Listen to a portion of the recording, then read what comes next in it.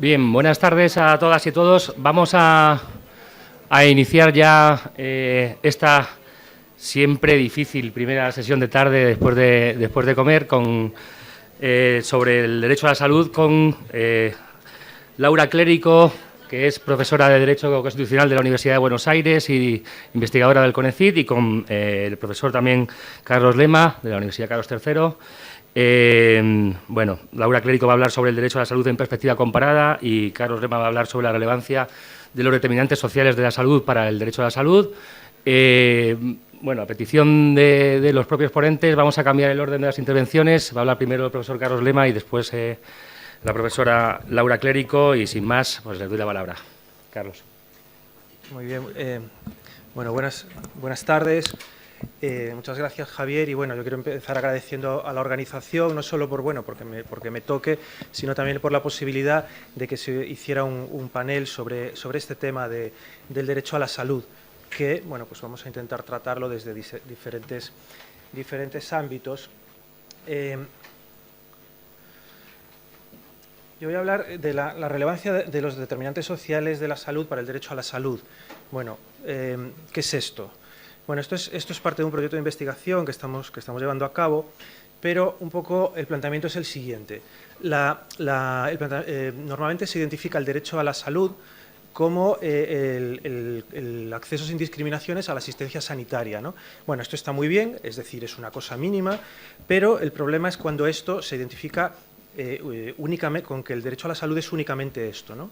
Y entonces lo que tenemos es toda una evidencia de recientes investigaciones, ya veremos cuánto de recientes, pues epidemiológicas y sociológicas, sobre los llamados condicionantes sociales de la salud. Un poco toda esta investigación empírica lo que nos indica es que la atención médica y el gasto público en salud contribuyen sin ninguna duda a la salud de las poblaciones, pero desde luego no son los únicos factores y quizá incluso no son los factores más relevantes. Entonces, bueno, este es el planteamiento.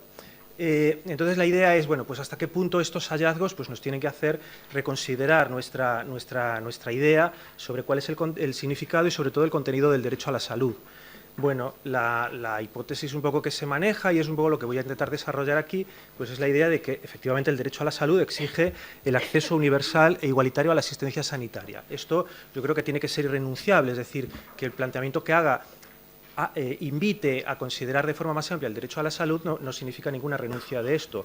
Ahora bien, el derecho a la salud no puede ser solo equivalente, con ser importante, al acceso universal e igualitario a la asistencia sanitaria, sino que puede llegar a ser más exigente, y entonces nos podríamos encontrar con que el derecho a la salud puede exigir algo más, incluso algo más que incluya, bueno, pues, cambios que afecten a las estructuras sociales básicas, ¿no?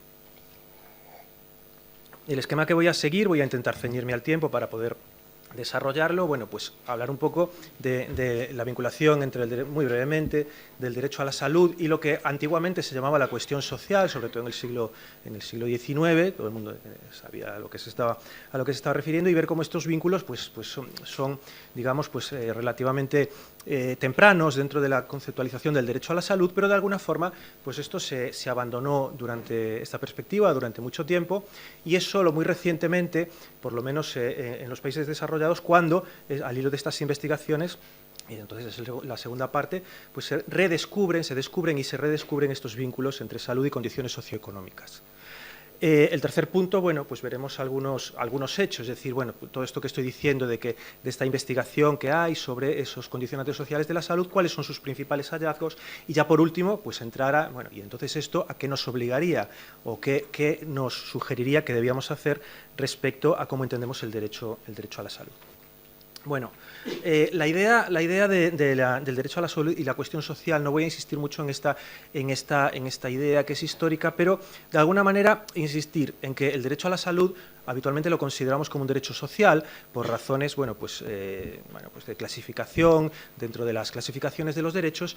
Este vínculo entre el derecho a la salud y la idea de lo social, históricamente ha sido incluso más poderoso que esa identificación del derecho a la salud como derecho social, ¿no? Es decir, la cuestión social ha estado siempre vinculada desde que se discute el derecho social y desde que se establecen lo que, bueno, hoy en día siguen siendo los dos grandes, pues Laura hablará más en detalle, siguen siendo los grandes sistemas de protección de la salud. La idea es que cualquiera de los sistemas que se desarrolló, aun partiendo de la idea de que el derecho a la salud estaba vinculado con la cuestión social, tendieron a, en el mejor de los casos, a hablar o a establecer una ciudadanía de la salud, vinculada con la idea de ciudadanía social, pero lo acabaron reduciendo en la teoría y sobre todo en la práctica, pues al derecho al acceso universal, en el mejor de los casos, e igualitario, en el mejor de los casos, a los cuidados médicos. La cuestión es que esto es una simplificación, porque de forma probablemente hay antecedentes remontándonos más en el tiempo, pero probablemente una de las figuras más interesantes en este punto es Rudolf Virchow, por un lado médico, político, científico, social, que hay un hito en un determinado momento, que es en el año 1848, él ya venía planteando que la salud de las personas es un asunto social y no meramente médico, a pesar de que él tenía también formación como médico. Y es un hito que se produce en el año 1848, un año también importante dentro de la cuestión social en el siglo XIX, que es comisionado por el gobierno prusiano para hacer una investigación sobre una epidemia de tifus en la Alta Silesia, una región minera, una región digamos, vinculada al despegue y a la revolución industrial, con un alto porcentaje de la población trabajadora que trabaja en unas condiciones terribles. Bueno, el análisis que hace Virchow es que el único modo de acabar o de afrontar esa epidemia de tifus es con una democracia libre e ilimitada. Imagínense, bueno, pues esto lo que las autoridades prusianas pudieron pensar sobre esto, es decir, bueno, en el mejor de los casos este hombre está loco, ¿no? ¿Cuál era su planteamiento? Bueno, pues su planteamiento es, entre otras cosas, que por un lado, una democracia libre e ilimitada, entendida como una democracia también social, que permitiera a los trabajadores, que eran principalmente, y a los sectores subalternos, que son los que estaban principalmente afectados por esta epidemia, en la medida que se les permitiera expresar su situación y democráticamente contribuir a la mejora, pues eso sería, digamos, el único remedio, si se quiere, estructural y social, a una cuestión que, como mucho, se abordaba desde un punto de vista médico, con las limitaciones, además, de la medicina de esa época. Naturalmente, esta idea fue, digamos, abandonada. Esto fue un flash, fue un hito muy importante, pero si nos fijamos, esto no es tan diferente de lo que, pues, bastante tiempo después, en 1981, es el argumento de Amartya Sen sobre la pobreza y las hambrunas, ¿no? Es decir, el remedio de las hambrunas es fundamentalmente democracia, ¿no? A partir de una serie de casos que analiza, sobre todo en el siglo XX. No es que se inspirara, pero de alguna manera ahí hay un hiato, hay un momento en que este planteamiento vamos a decir, de medicina social es completamente abandonado. Como diría en Asterix, abandonado en todas partes. Bueno, no en todas partes, porque resulta que, y esto también es interesante, que Rudolf Virchow tiene un discípulo que era más Westenhofer, que era, pues, un médico, puedo jurar que estos nombres no son inventados, ahí tienen acceso a Wikipedia. Más Westenhofer, pues también un médico, un epidemiólogo alemán, que una de de las cosas más interesantes es que él viaja y durante mucho tiempo vive en Chile, ¿no? E influye en la fundación de la Facultad de de la Facultad de Medicina de la Universidad de Chile, y allí se abre, a partir de la perspectiva esta de Virchow y de Westenhofer, pues se abre lo que después va a ser conocida como la Escuela Latinoamericana de Medicina Social, es decir, una escuela de medicina social que va a tener precisamente ese planteamiento. A la hora de afrontar las cuestiones de salud, lo que hay que ir es a las cuestiones sociales, a las cuestiones estructurales. Juan César García, un argentino, porque, digamos, esta escuela latinoamericana trasciende los orígenes chilenos, se extiende por diferentes países, pues que es, en un determinado momento, pues el presidente de la Organización Panamericana de la Salud, e intenta llevar esta idea pues un poco a la política de esa organización, fundada antes que la Organización Mundial de la Salud, pero que después se integra en ella, y que en esos momentos, pues, es la que tiene dentro del mundo una visión, pues, más progresiva sobre el derecho a la salud. Estos nombres son poco conocidos, pero estoy seguro de que este sí que es muy conocido. Salvador Allende se forma en esa Facultad de Medicina y adopta ese punto de vista. La cuestión de la presidencia de Salvador Allende es bien conocida, los intentos no del todo, bueno, truncados como violentamente para establecer esta visión, digamos, más social de la medicina, pero hay un episodio menos conocido de Salvador Allende, que efectivamente que es médico, y es que a finales de los años 30, es nombrado ministro de Salud de Chile. Y entonces él lo primero que hace es, pues este libro que tienen ahí, este estudio, dice, vamos a hacer un diagnóstico, de cuál es la situación médico-social chilena. Y entonces, pues un poco llega a identificar y a partir de ahí a establecer un programa de actuación en la salud, pues que las cuestiones relacionadas con la salud y con los problemas de salud de Chile pues están fundamentalmente vinculados a las condiciones de vida de las clases trabajadoras, vinculadas a la idea del subdesarrollo, etcétera, etcétera. Y esto a partir de un estudio, pues, bueno, pues de un estudio de la época, pero un estudio muy valioso que aún hoy en día pues sigue siendo interesante para verlo. Por cierto, esto, para incidir en lo anterior, no significa que, bueno, vamos a las cuestiones estructurales, vamos a las cuestiones sociales y nos olvidamos de la atención sanitaria. Chile, por cierto, a partir de esa época se constituye en el primer país de las Américas que establece un sistema de salud de carácter universal. Se habla siempre del caso de Canadá, pero el primer caso fue el de Chile. ¿Qué ocurre? Pues que todo esto efectivamente ocurre pues, en Latinoamérica. Entonces, esto pues, es una cosa que ya sabemos cómo funciona también las relaciones de poder, no solo en el ámbito político, sino en el ámbito del conocimiento. Esto es una cosa, bueno, pues que está ahí. No es descubierta, vamos a decir, por la ciencia, en fin, la seria, la importante, no sé qué, hasta los años 80. Curiosamente, esto tiene una serie de paradojas. En los años 80, o mejor dicho, en 1973, todo este intento que podía ser la culminación de esa escuela a nivel gubernamental, de esta escuela de medicina social, es truncada por el golpe de Estado de Pinochet, que, por cierto, además establece en Chile, cambia totalmente el modelo. Chile, como saben, constituye el experimento del neoliberalismo en muchos aspectos, pero también, desde luego, del neoliberalismo en la cuestión de la sanidad.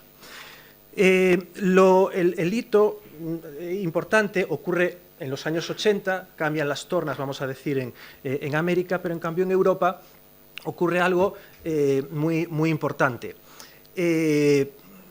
Años 80, hablaba antes de, por un lado, Amartya Sen, en el 81, ese libro importante que de alguna manera recupera algunas tesis que ya estaban trabajadas en esta escuela, pero se publica sobre todo el Black Report sobre desigualdades en salud en Gran Bretaña. Esto es muy importante porque Gran Bretaña es el país que todavía se considera, o por lo menos históricamente, es el modelo del Sistema Nacional de Salud, de establecimiento del Sistema Nacional de Salud, a partir del, como esto es bien sabido, a partir del informe Beveridge, se establece del año 42, 43, pues a partir de 1948, Gran Bretaña cuenta con un sistema universal de acceso a la salud, un sistema avanzadísimo, financiado vía impuestos, que abarca a todos los ciudadanos sin desigualdades. Entonces, la idea es que Gran Bretaña, durante estas décadas, cuenta con un sistema de protección de la salud, podríamos decir, con un derecho a la asistencia sanitaria de carácter universal y que beneficia sin desigualdades a todos sus ciudadanos.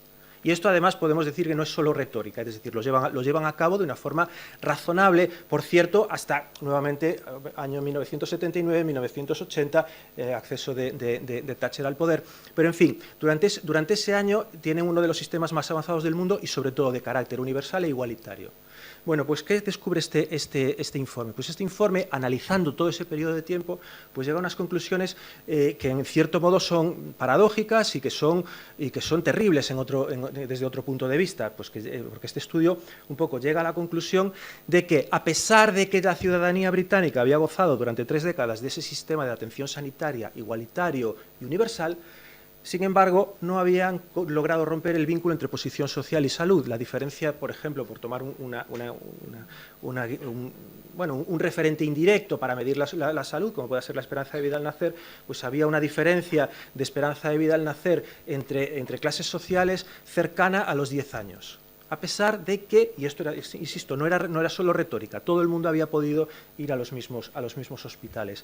Esto abrió pues unas líneas de investigación pues muy novedosas en el ámbito, sobre todo, de la epidemiología, la sociología, la medicina social, y toda una serie de estudios que en distintos países, que, lógicamente en Gran Bretaña fueron y siguen yendo por delante, más o menos vinieron a corroborar estas cosas, esencialmente los resultados de este informe. Es decir, incluso si tenemos un sistema de salud universal e igualitario, no conseguimos romper este vínculo entre desigualdad de salud y clase social, posición social.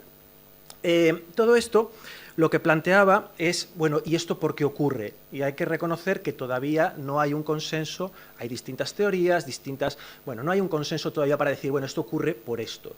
Es evidente que hay determinados asuntos que tienen que ver con la pobreza y la pobre calidad de vida, pues, que afectan a la salud. Pero el problema de Gran Bretaña, y esto pues, nos puede servir para explicar diferencias de salud entre países desarrollados o países pobres, el problema es que en Gran Bretaña, en fin, no es que hubiera gente que se estaba muriendo de hambre, ni siquiera había gente que se estaba muriendo necesariamente en la mina, como ocurría en Silesia de 1848. Es decir, las causas de mortalidad en clases sociales esencialmente eran las mismas, eran enfermedades, digamos, o causas de mortalidad, digamos, vinculadas al salto demográfico. Es decir, la gente moría de lo que morimos ahora, es decir, de cáncer, moría de infartos, enfermedades cardiovasculares. Entonces, ahí había algo que no podía explicarse, que estaba más vinculado, desde luego, a la pobreza, a la pobre calidad de vida, pero también incluso a las desigualdades económicas, ¿no? Y esto era un poco lo más, pues probablemente lo más paradójico, o lo más sorprendente. ¿Por qué? Porque a nadie se nos escapa que las diferencias de salud, cuando estamos hablando de pobreza absoluta, pues son fáciles de explicar. ¿Por qué? Como vamos a ver ahora, la esperanza de vida pues en Sierra Leona pues sigue estando inferior a los 50 años de edad, y en cambio pues en Japón pues ya anda cerca de los 90. Bueno, en fin, eso es perfectamente explicable por cuestiones relacionadas con la pobreza absoluta. Ahora bien, lo más sorprendente era que incluso en ámbitos donde la pobreza no era absoluta, o ni siquiera estábamos hablando de pobreza en el sentido más fuerte de la expresión, la desigualdad parecía generar diferencias de salud y parecía generar mala salud. ¿Qué sabemos? Y paso entonces al siguiente punto. ¿Qué sabemos sobre todas estas cosas que estoy diciendo, de los condicionantes sociales de la salud, de esas razones, esas causas sociales pues más o menos estructurales que afectan a la salud de las poblaciones?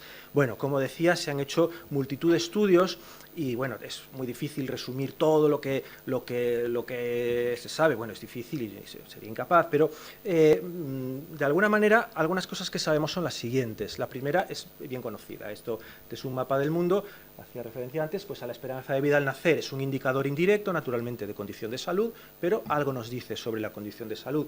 Ahí vemos que además tenemos, estamos hablando de diferencias entre de menos de 50 años de esperanza de vida hasta más de 80 y muchos, es decir, son diferencias enormes, y además si vemos el mapa pues podemos relacionarlo con cuestiones relativas a riqueza, PIB per cápita, en fin, todas estas cuestiones. Esto, digamos, no es sorprendente, es algo, no es sorprendente, es indignante, pero no es sorprendente, ya un poco lo sabíamos.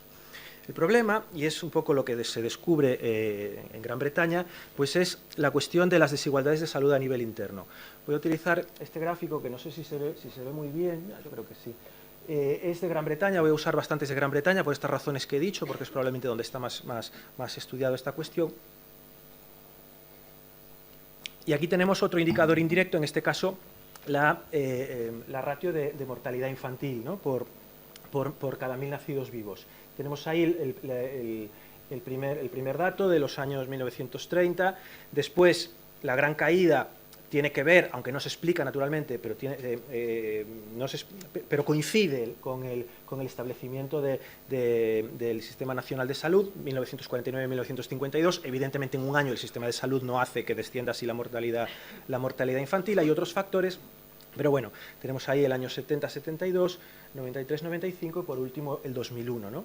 Bueno, ¿qué significa cada una de esas líneas? Bueno, pues eso hace referencia pues, a distintas posiciones sociales, aquí vinculadas, porque es un poco como funciona estadísticamente en Gran Bretaña, vinculadas sobre todo a profesiones, pero tenemos en la parte más elevada los trabajadores manuales no cualificados, los trabajadores manuales parcialmente cualificados, los trabajadores cualificados, los intermedios y los profesionales. Vemos que en los años 1930-1932, pues tenemos ahí que hay una diferencia en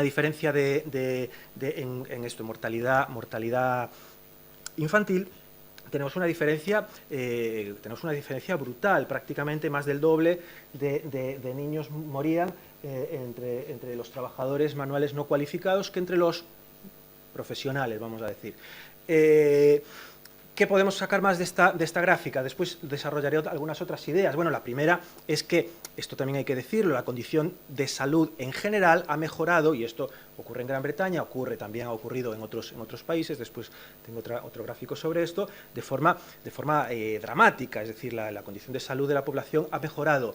Lo que ocurre es que lo que no se ha modificado, fíjense que en ningún momento ninguna de esas líneas se cruza, es decir, la diferencia social, en este caso de mortalidad infantil por clases sociales, se mantiene. Podemos decir que ha habido una mejora para todos, pero la proporción, si vemos ahí al final, la proporción todavía se mantiene, prácticamente invariable, más del doble de muertes en el caso de los trabajadores manuales no cualificados, ¿no? Por lo tanto, teníamos lo primero, grandes diferencias de salud a nivel mundial, pero también esas diferencias son grandes, son importantes, fíjense aquí nada menos que el doble de mortalidad infantil dentro de los países. Este tipo de gráfica es bastante utilizada en este ámbito, es bien conocida.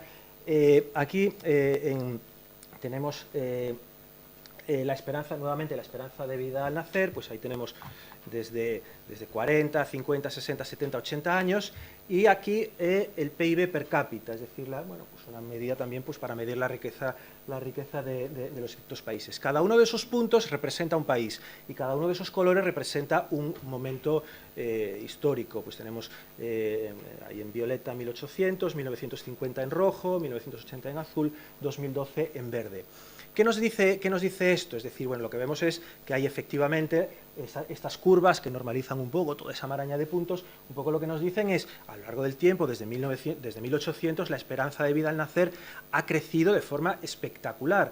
Y eso ha ocurrido, aunque ha habido casos de descensos en esta esperanza de vida, ha ocurrido en mayor o menor medida pues de forma más o menos homogénea, o no de forma homogénea, pero ha ocurrido en todos los países. ¿Qué más nos dice esta gráfica? Bueno, pues que evidentemente lo que sabíamos antes, viendo el primer mapa, las diferencias en esperanza de vida al nacer tienen que ver con la riqueza y la pobreza por lo menos de esos países. Pero el hecho de que la línea arriba pues tienda a suavizarse nos indica que la correlación no se sigue en todo momento. Hay un determinado momento en el que un aumento de la riqueza, y esto ocurre también en todas las épocas históricas, no se traduce inmediatamente en un aumento significativo, pasa a ser menos relevante. Es decir, podemos decir que hasta un determinado umbral importa la riqueza y la pobreza. Superado ese umbral no es lo más importante, no significa que no importe en absoluto, pero no es lo más importante. ¿Por qué? Bueno, pues un poco lo que se ha visto es que superado ese umbral, que por cierto es un umbral que varía también históricamente, pero superado ese umbral, las diferencias intrasociales no vienen explicadas, las diferencias de salud dentro de los países no vienen explicadas puramente por factores materiales, ni siquiera por factores materiales que tengan que ver con la diferencia estrictamente con la diferencia de clases basada en privaciones de las clases peor situadas, sino que hay una tendencia a que la condición de salud insisto, pasado ese umbral donde la riqueza y la pobreza sí que importa, llega un momento donde hay otras cosas que importan más en la estructura social, que es particularmente lo igualitario o desigualitario que sea un país. Los países menos desigualitarios tienden a tener mejor condición, no solo menor diferencia de salud entre clases social, sino mejor resultados de salud generales, es decir, tanto para ricos como para pobres. De alguna manera, esto bueno, es bastante llamativo, bastante interesante. Insisto, habrá que buscar las explicaciones y todavía no hay un consenso sobre cuáles son las explicaciones, pero los datos están ahí. Lo que sugiere es que la desigualdad social, por decirlo en forma de eslogan, pues es mala para la salud. Y hay otro elemento que también tiene que ver a esto, que es la llamada gradiente socioeconómica. Voy a retomar la gráfica anterior, recordemos de Gran Bretaña, históricamente, sobre la mortalidad infantil. la gradiente socioeconómica un poco es el concepto que se utiliza para hacer una cosa que yo creo que también llama bastante la atención. Llama bastante la atención y es que, es decir, si las diferencias en salud fueran, bueno, los que tienen acceso a riqueza, a mejores tratamientos, un poco los mejor situados tuvieran esto, y los que están peor situados, los pobres, los sin hogar, los no sé qué, tuvieran esta peor condición de salud, pues mira, hay 8 años de esperanza de vida, 10 años de esperanza de vida. Bueno, de alguna manera terrible, pero digamos nos lo podríamos explicar. Lo que ocurre es que estas diferencias se van produciendo, es la llamada gradiente socioeconómica, a lo largo de toda la escala social, es decir, los que están en la posición intermedia, su medida la salud por estos indicadores indirectos, su esperanza de vida está ahí, en el medio, es decir, según se sube en la escala social, se va ganando un poquito más en salud. Esto, de alguna manera, se ha explicado, lo tomo así como formas de explicarla, que yo creo que son muy gráficas, un poco la idea del código postal. ¿Cuál es la mejor forma de predecir la condición de salud de una persona? Bueno, pues mirando su código postal. Y esto es así, en Madrid el 28001 y el 2877, que la verdad que no sé si existe, hay ese gap de condición de salud y de esperanza de vida, nuevamente en un lugar donde en principio tenemos acceso igualitario y universal, más o menos, a la asistencia sanitaria, ¿no? Esto de la gradiente socioeconómica, bueno, hay otra imagen que yo creo que también es muy gráfica, que se ha hablado en Nueva York. En Nueva York hay una línea de metro que va desde, hay varias, que va desde más o menos desde Wall Street, va subiendo por todo Manhattan y llega al Bronx, ¿no? Es la línea roja, bueno, porque es de color rojo, ¿no? Quiero decir, no tiene ninguna otra. La idea es que, llegado un momento, prácticamente por cada parada de metro, por cada parada más que hagas, la esperanza de vida disminuye. Y eso es prácticamente así. Bueno, estas cosas, digamos, son formas de representarse también gráficamente, ¿no? Un poco lo que son estas cuestiones. Paralelamente, y en parte por esta razón, tampoco hay una correlación directa, ya no entre la riqueza, sino entre el gasto dentro de los países ricos. Naturalmente, entre países ricos y pobres sí que hay esta diferencia. Pero dentro de los países ricos, dentro de los países que han superado ese umbral, donde la pobreza absoluta ya no importa tanto para la condición de salud, tampoco hay una correlación directa entre la proporción de PIB destinado a sanidad y la esperanza de vida. Así, este gráfico es un poquito antiguo, pero quiero decir, se ha aumentado un poco el porcentaje en algunos países de gasto en salud por porcentaje del PIB y algo en esperanza de vida, pero los puntos se sitúan así de forma pues más o menos arbitraria, es decir, no podríamos establecer una correlación, y tenemos el caso paradigmático de Estados Unidos, cuyos resultados de salud son más bien mediocres, y en cambio es el país con mucho que más gasta, ¿no? Tanto en el ámbito público como en el ámbito privado, ¿no? Bueno, me salto un poco esto, estaría bien explicarla, pero no, es una hora muy mala. Bueno, en resumen, como decía, no tenemos todavía, tenemos determinadas hipótesis, hay líneas de investigación, y naturalmente esto es una cuestión que tiene que resolverse en el ámbito de la investigación científica, de la investigación empírica, del establecimiento de mejores modelos, de mejores estudios. No sabemos claramente cuáles son las causas de estas diferencias sociales en salud, pero no sabríamos explicarlo todavía, pero lo que tenemos no tenemos todavía buenas teorías, las tendremos, confiemos en eso, pero lo que tenemos es la evidencia, es decir, la pobreza, la exclusión y la falta de acceso a los servicios médicos afectan gravemente la salud. Pero además el hecho de que personas sin grandes necesidades materiales mueren antes y enferman antes en los países desarrollados, donde existe asistencia sanitaria de carácter universal o más o menos universal, y lo hacen antes, que personas tienen peor condición de salud, mueren antes, enferman más que personas que están situadas por encima en la escala social, pues bueno, parece que nos dice que la jerarquía social, la desigualdad social, naturalmente daña la salud. Si esto es así, es decir, y esto sería un poco dando ya el siguiente paso, es decir, si esto es así, es decir, si tenemos toda esta evidencia, donde, insisto, podemos discutir las causas, podemos hacer más estudios para ver, bueno, pues esto es más así, podemos afinarlo, pero grosso modo, la existencia de condicionantes sociales de la salud, y en este sentido es un hecho ampliamente aceptado, pues esto nos obliga, yo creo que desde el punto de vista de los que tenemos que pensar los derechos y el derecho a la salud, pues nos obliga a hacernos una serie de planteamientos, insisto, es decir, tomando estos resultados que nos da pues la investigación social, la investigación epidemiológica, la investigación médica. Por un lado, desde el punto de vista teórico, yo creo que esto nos obliga a decir, bueno, a ver, el derecho a la salud no deberíamos reducirlo como se ha tendido a hacer a la asistencia sanitaria.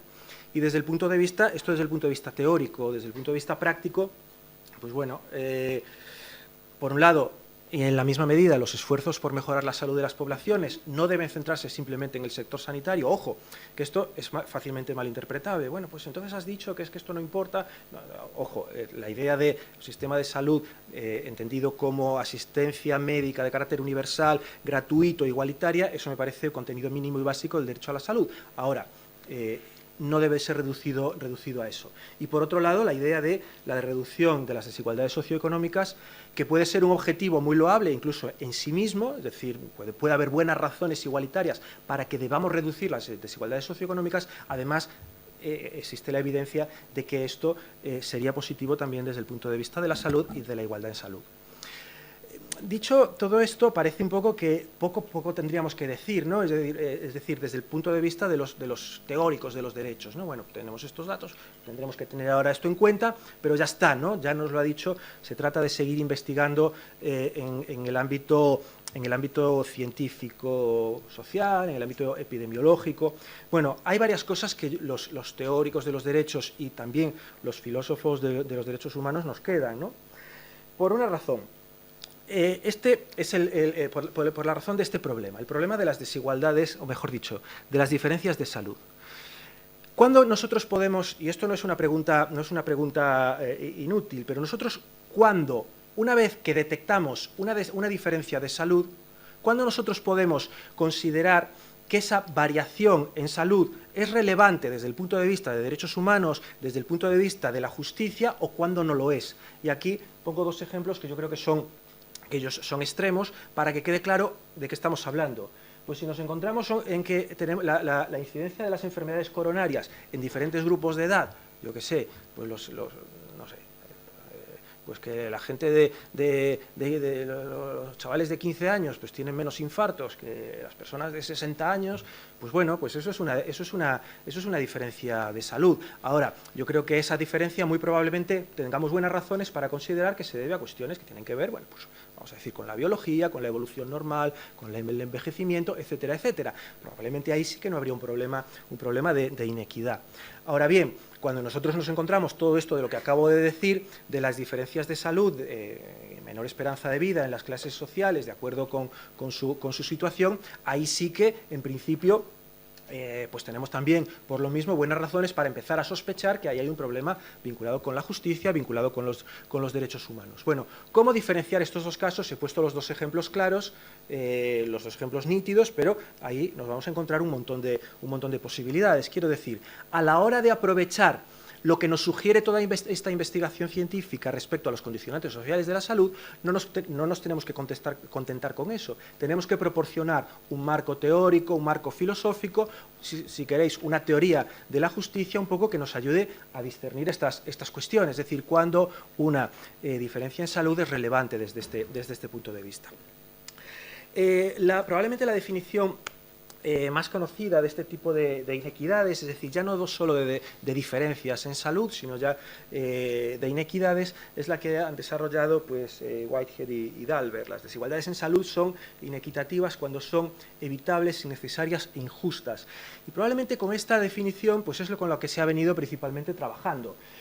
¿Qué se puede decir de esta definición? Bueno, pues que es un punto de partida, pero nada más. Es decir, es un punto de partida porque pues porque, por un lado, nos obliga nuevamente, y aquí es donde aparecemos nosotros, o donde es la parte de nuestra labor, a decir, bueno, ¿pero qué es eso de injustas? Es decir, bueno, son evitables. La cuestión de la evitabilidad quizá bueno, pueda ser una cuestión más o menos técnica. La cuestión de injusticia trae a primer plano el problema de teorías de la justicia, el problema de fundamento de los derechos, etcétera, etcétera. Pero incluso la inevitabilidad e innecesariedad tienen una dimensión que no es solo puramente médica o puramente biológica, es decir, hay algo que puede ser inevitable en términos, una enfermedad, una diferencia en salud, en términos del actual estado de los conocimientos científicos y médicos, pero evidentemente la inevitabilidad y la innecesariedad pues tienen una dimensión también ética, una dimensión política. Por lo tanto, naturalmente, si podemos partir, si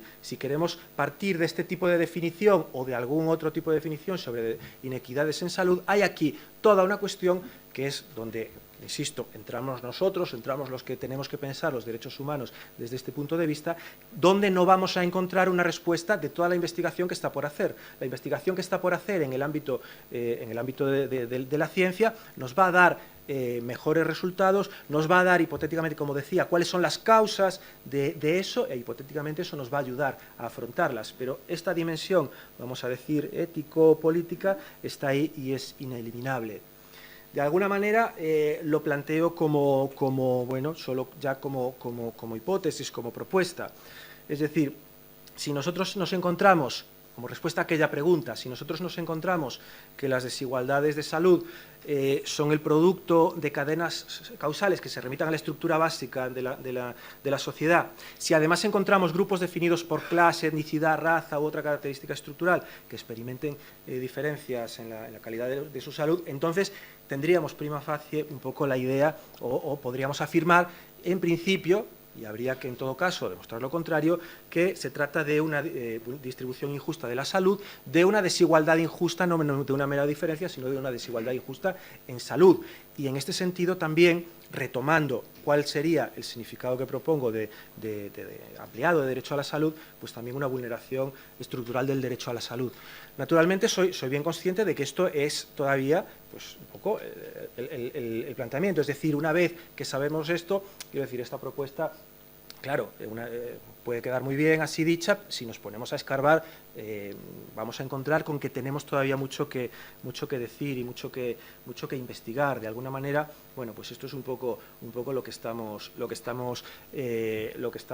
tratando en este proyecto de investigación, un poco que es el origen de este panel. Bueno, pues muchas gracias.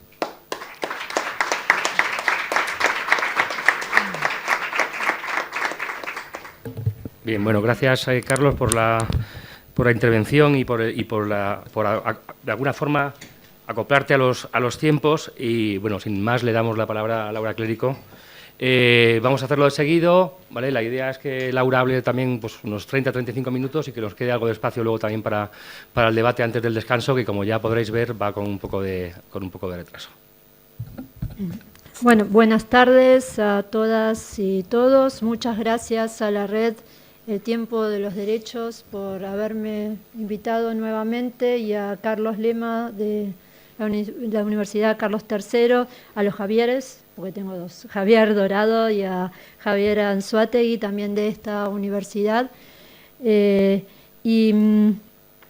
Bueno, quiero compartir con ustedes algo que estamos trabajando con un grupo en la Universidad de Buenos Aires. Estamos trabajando derechos sociales, pero desde una perspectiva que desde diferentes miradas, ¿no?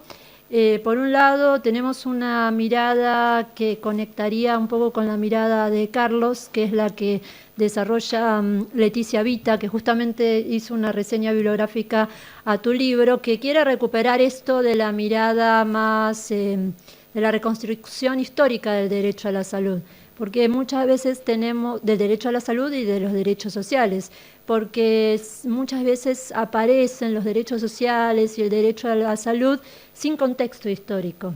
Entonces, Leticia estuvo un poco trabajando las raíces del constitucionalismo social en Argentina y especialmente los impactos de las discusiones de Weimar, de la Constitución de 1919, en la Constitución de 1949 de la Argentina, que es un poco como el lado más olvidado de esa Constitución, porque esa Constitución en Argentina es como parteaguas, los que están a favor y los que están en contra, pero es muy difícil un acercamiento a esa Constitución desde miradas tal vez un poquito menos comprometidas para un lado y para el otro. Entonces, el lugar por donde entra Leticia es ver justamente rastrear las discusiones, cómo impacta algunas discusiones de Weimar en la Constitución del año 1949, y eso le da contexto a las discusiones tal vez también actuales, ¿no? Resabios que tienen las discusiones actuales de derechos sociales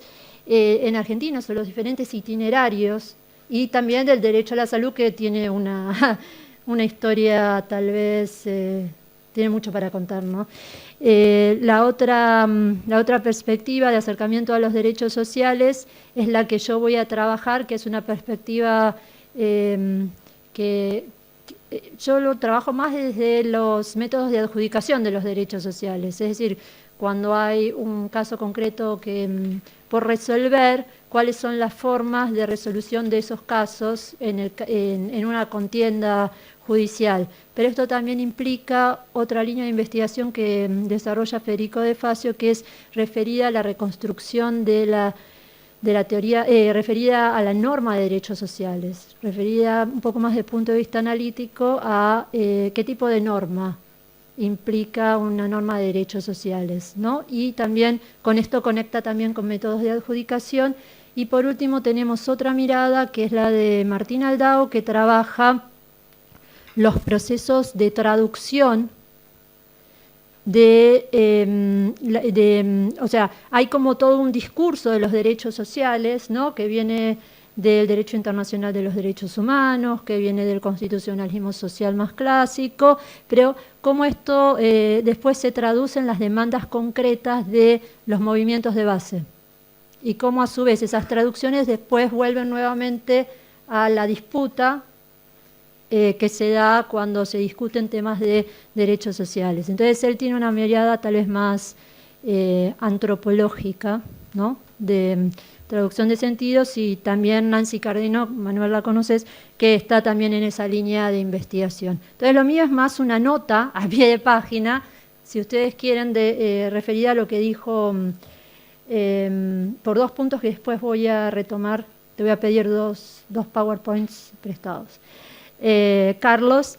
Y la primera cuestión es que tal vez quienes trabajen hoy en día derechos sociales y luego particularmente derecho a la salud, van a ver que hay como una explosión de trabajos de derecho comparado sobre derechos sociales, que tal vez no era el común en la década de los 90 o de los 80. Y no puedo dar vuelta a esto. ¿Cómo es esto? Bueno, ¿esto puede ser? ¿Acá? Desde el principio. Ahí está. Entonces aquí, miren el punto 2, ¿no? Esto me sirve para posicionarme en esas discusiones, ¿sí? Porque yo quiero recuperar algo que se está discutiendo en el derecho comparado, para después preguntarme cómo impacta esto en los métodos de adjudicación. Bien, entonces, vamos a cómo andan hoy. Voy a entonces hacer un pequeño mapeo de por dónde pasan esas discusiones de derecho comparado, y luego retomar una herramienta que surge en el derecho comparado, más en relación con derechos civiles y adjudicación de derechos civiles y políticos, el examen de proporcionalidad, pero esa discusión en materia de derechos sociales, ¿sí? O sea, ese sería un poco el recorrido. Entonces voy, y después de hacer una referencia, que en realidad sería la última etapa, que es referida a cómo se traduce esto en materia de resolución de casos de derecho a la salud, como un caso especial de los derechos sociales, y con las particularidades de la organización de los sistemas de salud, especialmente el acceso a los servicios sanitarios, a la atención sanitaria, ¿no? Entonces, vamos primero a este cuadro.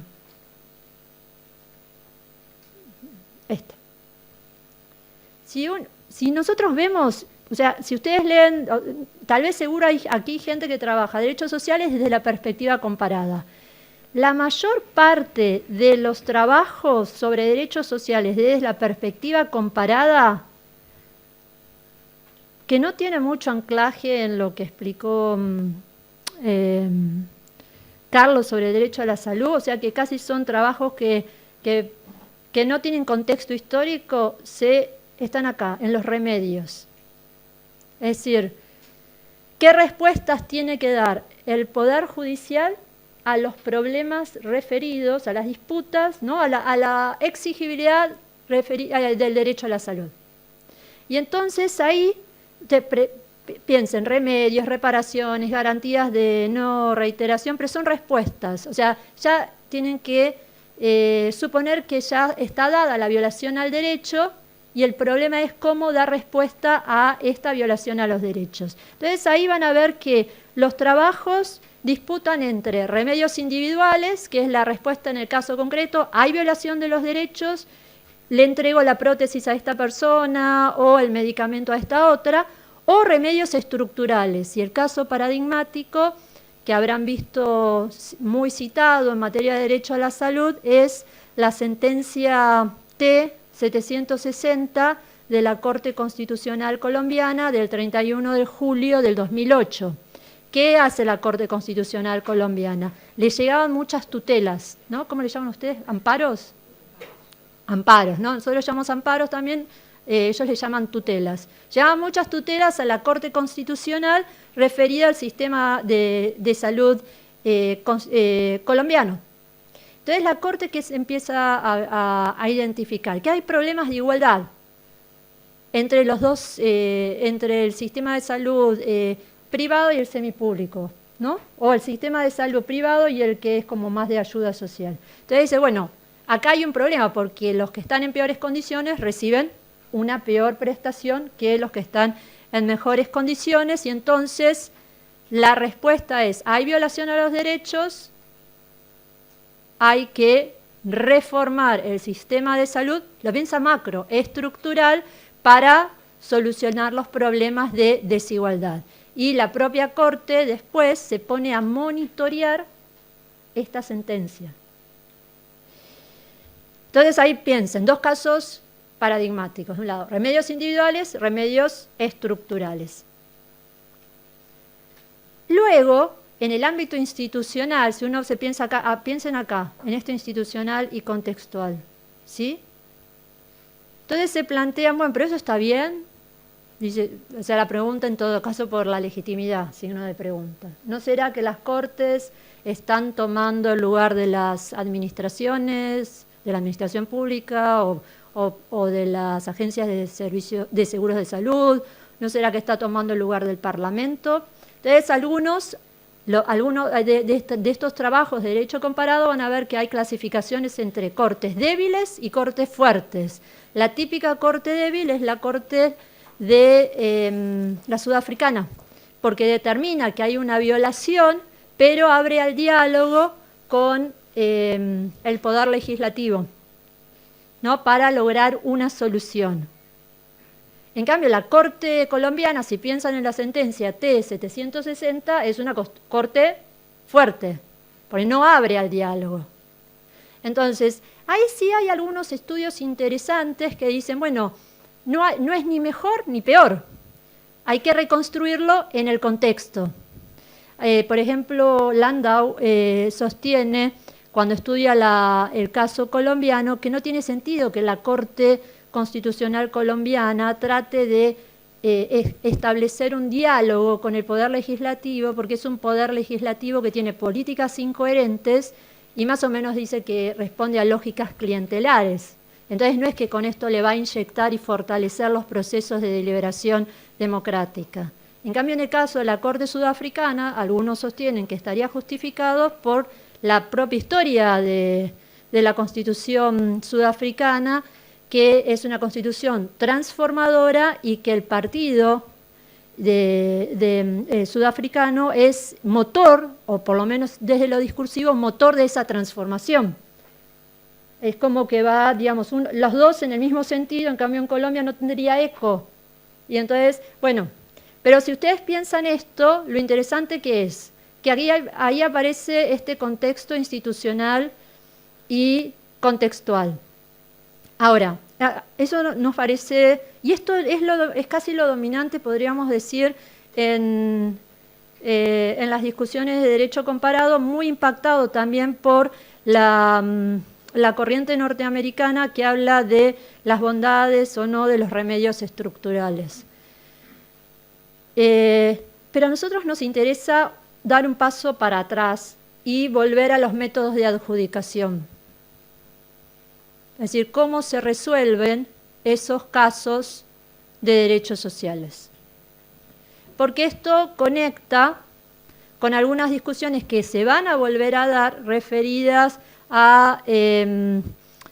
que se van a volver a dar por el impacto que el Comité de Derechos Económicos, Sociales y Culturales va a tener cuando empiece a resolver más comunicaciones individuales referidas a violaciones concretas a los derechos sociales, porque hasta ahora nosotros teníamos observaciones generales o conclusiones finales referidas al estado de los derechos sociales en los países, pero pensemos, eran generales, no estaba referida a la resolución de casos individuales, pero con el sistema de peticiones individuales, entonces va a empezar a generar una jurisprudencia importante, y esto, por lo menos hasta ahora, siempre el impacto que ha tenido, por lo menos en los países del sur, todo lo que es el derecho internacional de los derechos humanos en derechos sociales, ha sido fuerte. Entonces queremos recuperar esto. ¿Y por qué queremos recuperar esto? Por algo que no vamos a discutir. O sea, para nosotros está ya saldada la discusión sobre exigibilidad o no de derechos sociales. Por lo menos desde donde nosotros hacemos esta investigación, formamos parte del 70% de las constituciones del mundo que reconoce derechos sociales y del 30% de las constituciones del mundo que reconoce que esos derechos sociales son exigibles, no son deberes objetivos del Estado. Entonces, nuestro punto de partida no tiene por qué ser el punto de partida de la excepción que son los Estados Unidos de Norteamérica, porque Estados Unidos de Norteamérica no reconoce en su Constitución expresamente derechos sociales. Entonces no tiene sentido que tengamos que revisitar a todos los autores de los Estados Unidos de Norteamérica que siguen dando razones o siguen estando en contra de la exigibilidad de los derechos sociales. Ese punto metodológico para nosotros es importante sostener. Y si esto es así, entonces tiene mucho sentido que uno se pregunte cuáles son los métodos de adjudicación de esos derechos sociales en el marco de constituciones que reconocen derechos sociales y que reconocen derechos sociales como exigibles. Tal vez el caso español es un caso aparte, por todo el tema que tiene con la tutela, siempre tiene que entrar por conexidad. No sé cómo lo están resolviendo ahora ustedes, pero tal vez para ustedes más interesante es compararse con el caso colombiano, que era en un principio más parecido a ustedes y después lo fue resolviendo. Pero el caso de esas otras constituciones es, no tenemos ese problema, son directamente exigibles. Entonces, ahora, ¿y qué pasa con la exigibilidad del derecho a la salud? Porque tiene otra complejidad. ¿Cuál es la complejidad del derecho a la salud dentro de los derechos sociales? Que reconoce tal vez reglamentaciones u organizaciones del sistema de salud que vienen con anterioridad al impacto del derecho internacional de los derechos humanos y que traen lógicas propias. Entonces esta sería una complejidad que yo ahora no voy a desarrollar en esta, si quieren después la podemos discutir en esta exposición, pero ya hay trabajos, que esto me parece interesante, que se están planteando los temas de formas de adjudicación, por supuesto reconstruidos y discutidos en su contexto, y esto incluye necesariamente tener en cuenta la organización del sistema de salud, porque si no, le falta carne a esto. No es lo mismo discutir exigibilidad del derecho a la salud en Inglaterra, con un sistema universal y público, que, miren esto, discutir exigibilidad de derecho a la salud en un sistema como el argentino, que es eminentemente complejo y fragmentado, porque el sistema argentino tiene estos tres subsistemas que ven acá: el sistema público, a través de, supuestamente desde el punto de vista nominal, a través de los hospitales públicos, libres y gratuitos, no hay que pagar en los hospitales públicos, cualquiera puede acceder. Claro, el problema es el estado de esos hospitales públicos y la disparidad, la desigualdad en relación con el territorio, todos concentrados en Ciudad de Buenos Aires y conurbano bonaerense, y cuanto uno más se aleja de estos focos, ¿no? Entonces ahí vamos a ver la desigualdad del sistema público, que deja de ser en los hechos tan universal. Luego tenemos un sistema de la seguridad social contributivo. Cualquier trabajador o trabajadora en relación de dependencia paga un porcentaje y el empleador paga otro porcentaje y tiene acceso a lo que es una obra social. Pero no es una obra social gerenciada por el Estado. Es una obra son obras sociales gerenciadas por cada uno de los sindicatos que tiene la personería jurídica. Imaginen ustedes la complejidad de esto. No tienen un Estado que gerencia la seguridad social, sino y esto se entiende solo si uno entiende la historia del desarrollo del sistema de salud en Argentina. Y luego en el medio tienen el sistema privado, es decir, que depende de la contribución, ya sea porque se paga en forma directa o a través de las empresas de medicina prepaga. Entonces, los métodos de adjudicación o la discusión de los métodos de adjudicación y las bondades o no de cada una resolución de esos casos debería estar cruzado por todo esto, pero a su vez, si estamos hablando del derecho a la salud, por todos estos subsistemas. Y ya van a ver que en materia de derecho comparado empiezan a haber trabajos donde se discute derecho a la salud con estas complejidades. Bien, ahora, para retomar entonces, mire, estoy trabajando en esto con negrita, ¿no? ¿Qué es lo que podemos, o que nosotros notamos en materia de adjudicación de derechos sociales y, permítanme solo, derecho a la salud en general como un derecho social? Hay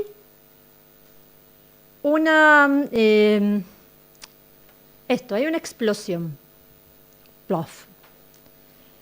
Hay un interés renovado de la academia por el examen de proporcionalidad. Y ustedes van a decir, sí, esto ya sabemos. Sí, claro, ya lo saben en relación con la adjudicación de derechos de prestación negativa. Cualquiera sea el derecho, ¿no? Sea social, civil y político, etc. Entonces, ahí tienen los tres para determinar si una restricción a un derecho es justificada, como vos decías, o no, es evitable o no, ¿no? Justificada, evitable o no. Esta podría ser una respuesta, no quiero decir que sea la única, pero es una respuesta que tiene bastante anclaje en las discusiones de derecho comparado. Y para eso, bueno, los tres exámenes: idoneidad, medios alternativos y proporcionalidad en sentido estricto. Y la mayor parte de los trabajos lo discute en relación con derechos de prestación negativa. Ahora, acá tienen una cita de derecho comparado de un trabajo reciente de Catherine Young, tal vez le suene a quien hace derechos sociales porque es el libro está publicado en Cambridge o Oxford University Press, que dice, y últimamente escribió un artículo sobre razonabilidad, proporcionalidad en la Corte Sudafricana, que sostiene que parece... Es sorprendente que el examen de proporcionalidad con sus tres etapas sea tan utilizado por las Cortes, pero que haya estado tan ausente la adjudicación en derechos sociales. Y entonces la pregunta que uno se hace, desde hablando castellano, sí, castellano, ¿es tan así el desarrollo asimétrico? ¿Es así que solo ha sido desarrollado en materia, que solo ha sido aplicado o ensayado en materia de derechos de prestación negativa y nada en materia de derechos de prestación positiva? Y yo creo que si no se tiene solo en cuenta la literatura inglesa, sino si se incluyen las lenguas hispanas o latinas, ¿no? Entonces vamos a ver que no es tan asimétrica, hay una distinción, ¿sí? Porque tiene que ver con este desarrollo asimétrico entre los derechos civiles y políticos y los sociales, pero no es tan asimétrica como se sostiene en lengua inglesa. El problema es aquí lo que vos decías, Carlos, con el librito en inglés y los antecesores, que decías, claro, cómo se distribuye el acceso o quién establece las discusiones y en qué idioma. Y esto impacta fuertemente, porque esto es una nota a pie de página en algunos países de Latinoamérica. Para que una discusión entre en las universidades, primero tiene que estar en inglés y recién después se discute en castellano. O sea, el imprimatur lo da no el Vaticano, bueno, en algunas que son confesionales lo da el Vaticano, en otras lo da el inglés. Entonces, ¿por qué digo esto? Porque ustedes recordarán, por ejemplo, el libro de Abramovich y Curtis. Y Abramovich y Curtis ya tenían en forma pionera algunas referencias al desarrollo del examen de razonabilidad, que sería el funcional equivalente al examen de proporcionalidad. Entonces, ¿cuál es el desafío? Y el desafío es preguntarse si el examen de proporcionalidad estructurado, con sus 3 pasos, puede servir también como una herramienta analítica, solo analítica, para analizar sentencias referidas a adjudicación de derechos sociales. ¿Y en qué consistiría esto? Bueno, hay algunos desafíos. Por ejemplo, Bernhard Schlink, ustedes lo conocen, ¿no? Tal vez por el lector, ese libro, pero también porque trabajó mucho proporcionalidad. Dice, miren, en materia de proporcionalidad en derechos de prestación positiva, todo es pura ponderación. Idoneidad y medios alternativos no tienen nada que decir. Bueno, esa es la tesis que nosotros queremos desafiar. Todo lo contrario, para determinar si algo es evitable o injustificado, idoneidad y medios alternativos pueden ayudar a despejar un poco esta pregunta, aunque después proporcionalidad sea inevitable. Y por el otro lado, por ejemplo, tienen a Catherine Young, que dice lo siguiente, tratando de reconstruir lo que hace la Corte Constitucional Sudafricana en la sentencia Grootboom sobre derecho a la vivienda. Ella sostiene que eso que solo es ponderación, ¿no? Que es solo proporcionalidad en sentido estricto.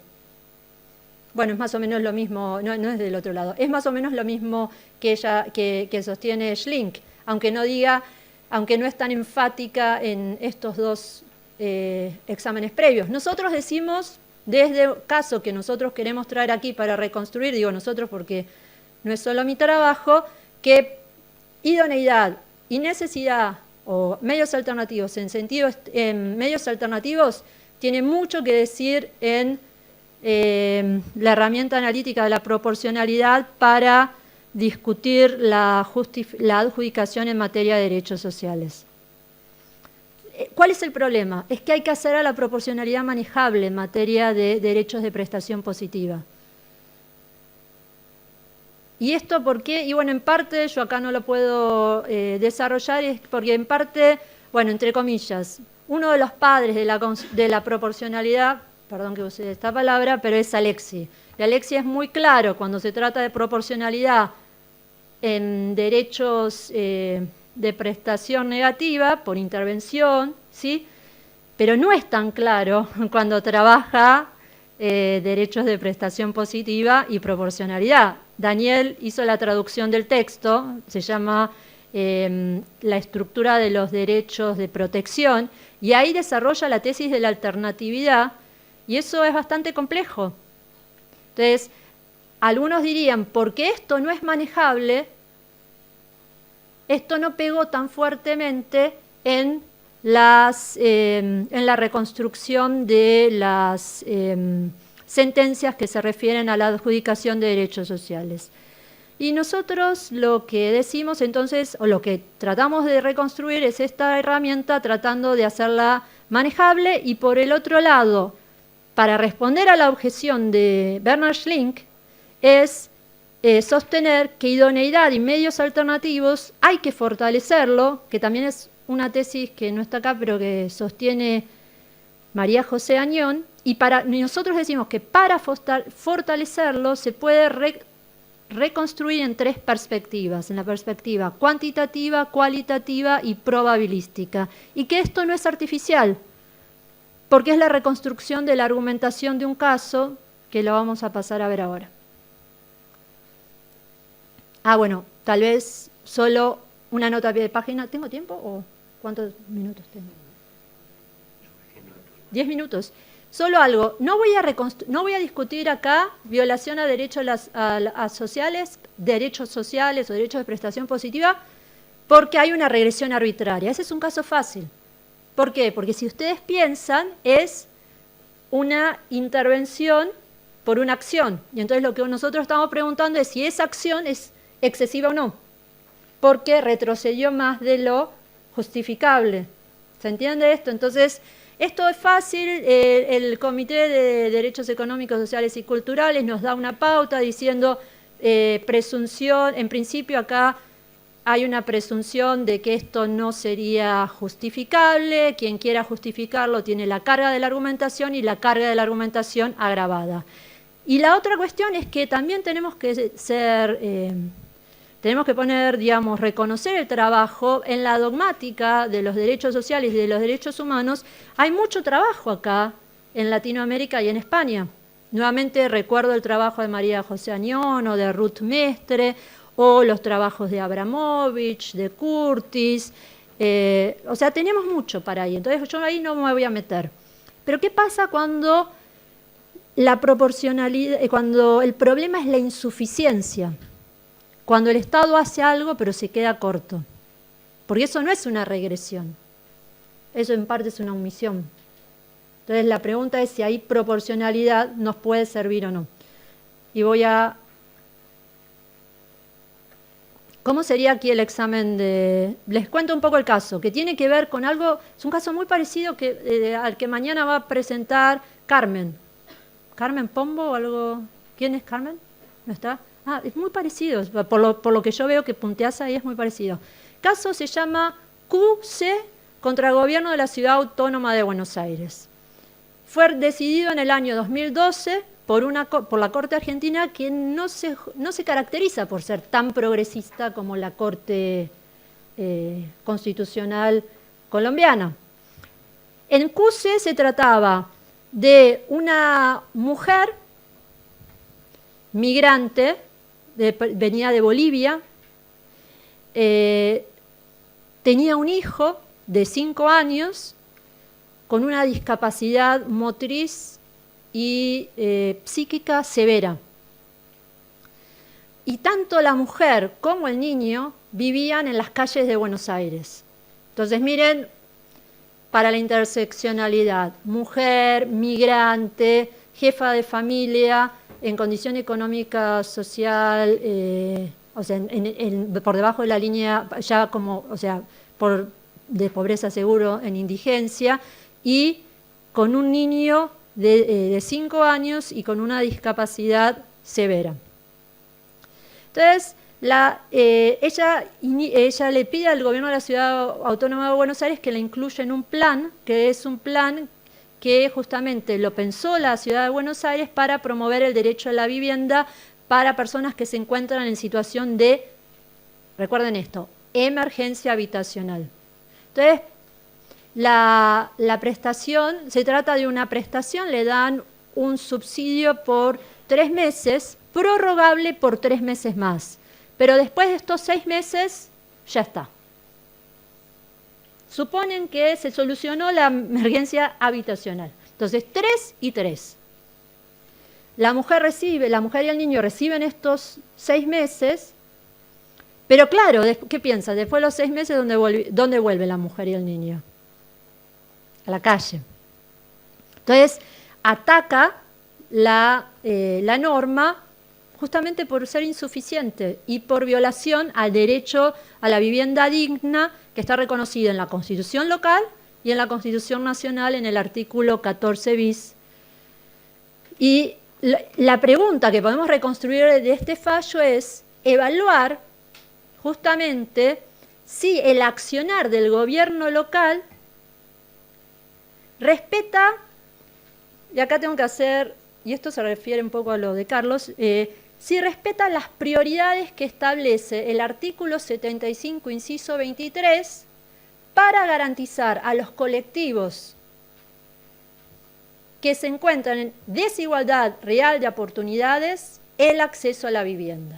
O sea, la Constitución argentina tiene un artículo que es el 75, inciso 23, que dice que mujeres, niños, ancianos, personas con discapacidad, y le podemos agregar el 75, inciso 17, comunidades indígenas, lo dice así, no están en igualdad real de oportunidades para el acceso al ejercicio de los derechos.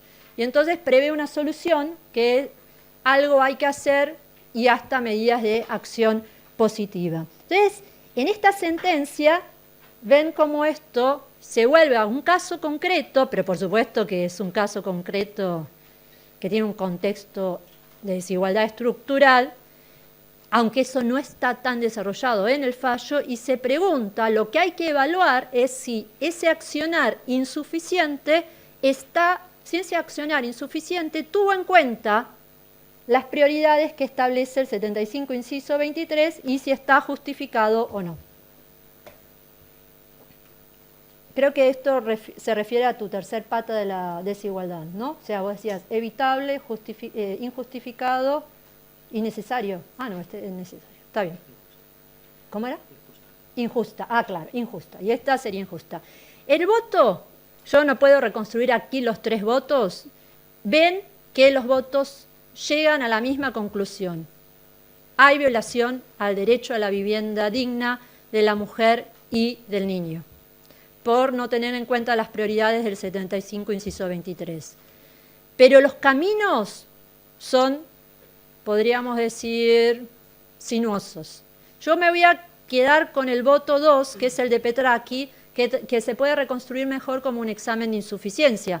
Porque si lo podemos hacer así, entonces mínimamente pudimos un poquito desafiar la tesis de Bernhard Schlink, que decía que idoneidad y medios alternativos en proporcionalidad no tenían mucho que decir. Quiero decir también que este caso, si bien es de vivienda, está muy relacionado con derecho a la salud, porque se refiere a esa parte de la observación general, ¿cuál es la 13 o la 14 del comité, que hace referencia a que para ejercer el derecho a la salud hay determinados condicionantes que tienen que estar dados, entre otros, por ejemplo, agua potable, pero entre otros, acceso a la vivienda digna.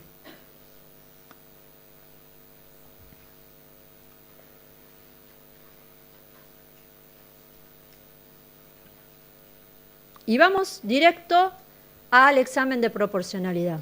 En el voto de Petracchi se identifica, porque miren, si tenemos que evaluar si algo es insuficiente o no, lo primero que tiene que demostrar el Estado es que algo hizo, porque le corrió la carga de la argumentación, esto se los digo, pero se los puedo explicar después, se la corrió al Estado por el 75, inciso 23, pues si están en desigualdad real de oportunidades, yo soy una mujer y en estado de calle con mi niño con discapacidad severa, ok, entonces, a ver, ¿qué hiciste en forma suficiente? Y eso se le exige. El Estado alega, nosotros tenemos una línea de créditos, tenemos subsidio por tiempo determinado, medio 2, tenemos paradores y albergues, medio 3, y bueno, el medio 4 sería nada, la nada. Créditos, acá conecta con lo de David. ¿Por qué? Porque créditos para el acceso a la vivienda con un interés accesible. Primero la consecuencia, ninguno de estos es adecuado y en forma suficiente. ¿Y cómo llegamos? Esto, miren, ahí tienen una cita de Petracchi. Para reconstruir esa argumentación es potente verlo desde estas 3 perspectivas: la cuantitativa, la cualitativa y la probabilística. Es decir, si es el primer examen de razonabilidad, si algo es idóneo o no, para lograr la finalidad, que en este caso era el derecho a la vivienda. Nadie discutía, ni el Estado ni la mujer, que que lo que se trataba de promover era el derecho a la vivienda. Por supuesto, discutían el contenido de ese derecho, porque la mujer dice, con esto no es suficiente, y el Estado dice, no, con esto basta. Digo, el primero se relaciona con lo de David, porque el Estado sostiene, tenemos una línea de créditos. Claro, y esto implicaría el acceso a un derecho social. Pero, y esto no está desarrollado bien en el fallo, las mujeres, ¿no? Por lo general, tienen acceso a trabajos precarios, a trabajo informal, y no tienen una relación de dependencia estable, entonces el banco no le va a dar un crédito, porque para poder darle un crédito a una tasa blanda, usted tiene que demostrar una relación de dependencia formal. Con lo cual, hay un colectivo, o sea, acá se petrifica la feminización de la pobreza. Por eso decía, él hablaba de la renta base, acá ni esa renta mínima tenemos. Después uno se debería preguntar cómo podemos generizar esos derechos sociales, pero acá ni desde el vamos. Entonces, y esto, bueno, no es idóneo, no es suficiente desde el punto de vista cuantitativo, ni tampoco cualitativo, por estar en esta situación de desventaja estructural. No es imaginable que a corto plazo esta mujer entre en el mercado formal de empleo.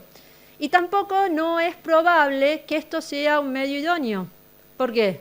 Porque no puede entrar en el empleo formal, y aunque entre en el empleo formal, lo que va a ganar, porque es una identidad devaluada, va a entrar seguramente a un mercado formal de salarios devaluados, porque generalmente lo hacen las identidades devaluadas, y ahí se ve entonces la relación del patriarcado con el acceso a los bienes económicos sociales. El género tiene estas dos dimensiones, cultural o como la quieran llamar, cultural y económica social.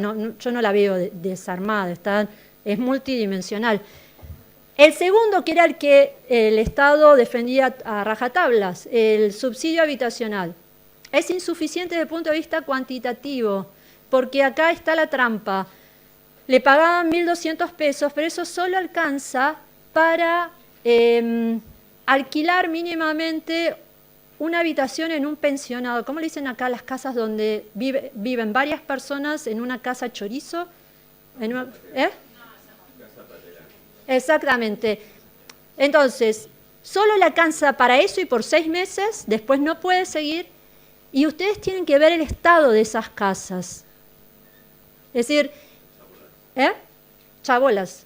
El estado, ¿no? Bueno, el estado de esas casas colectivas, es decir, por el estado de los sanitarios, el niño contrajo una hepatitis que contrajo por el estado de los sanitarios, con lo cual tampoco es suficiente desde el punto de vista cualitativo, aunque alcanzara con el dinero. No es suficiente desde el punto de vista cualitativo, y no es probable, obviamente, que con un subsidio de 6 meses salga de la emergencia habitacional. El último, porque ¿qué decía el Estado? Cuando te quedas sin el subsidio, puedes acceder a los paradores estatales de la ciudad. Primero, son insuficientes. No hay, o sea, si uno ve la base, la gente que vive en la calle, y que ya vivía en la calle en ese momento, 2012, y la cantidad de albergues o paradores públicos no es suficiente. El segundo problema es que solo es por la noche, con lo cual no se puede, ahí viene lo cualitativo. ¿Quién se puede imaginar desarrollar ahí una vida familiar? Y el tercer problema es que los dividen por sexo, entonces. Y el cuarto problema es que no están acondicionados para la vida de personas con una discapacidad severa como como tiene el niño. Y la última es que no soluciona el problema de emergencia habitacional, porque es el propio Estado en la legislación que reconoce que los paradores están para las personas que viven en emergencia habitacional. Entonces esto es circular, ¿no? No podría ser el medio. Entonces ahí los convencí. Estuvimos trabajando con idoneidad. Entonces, Schlink.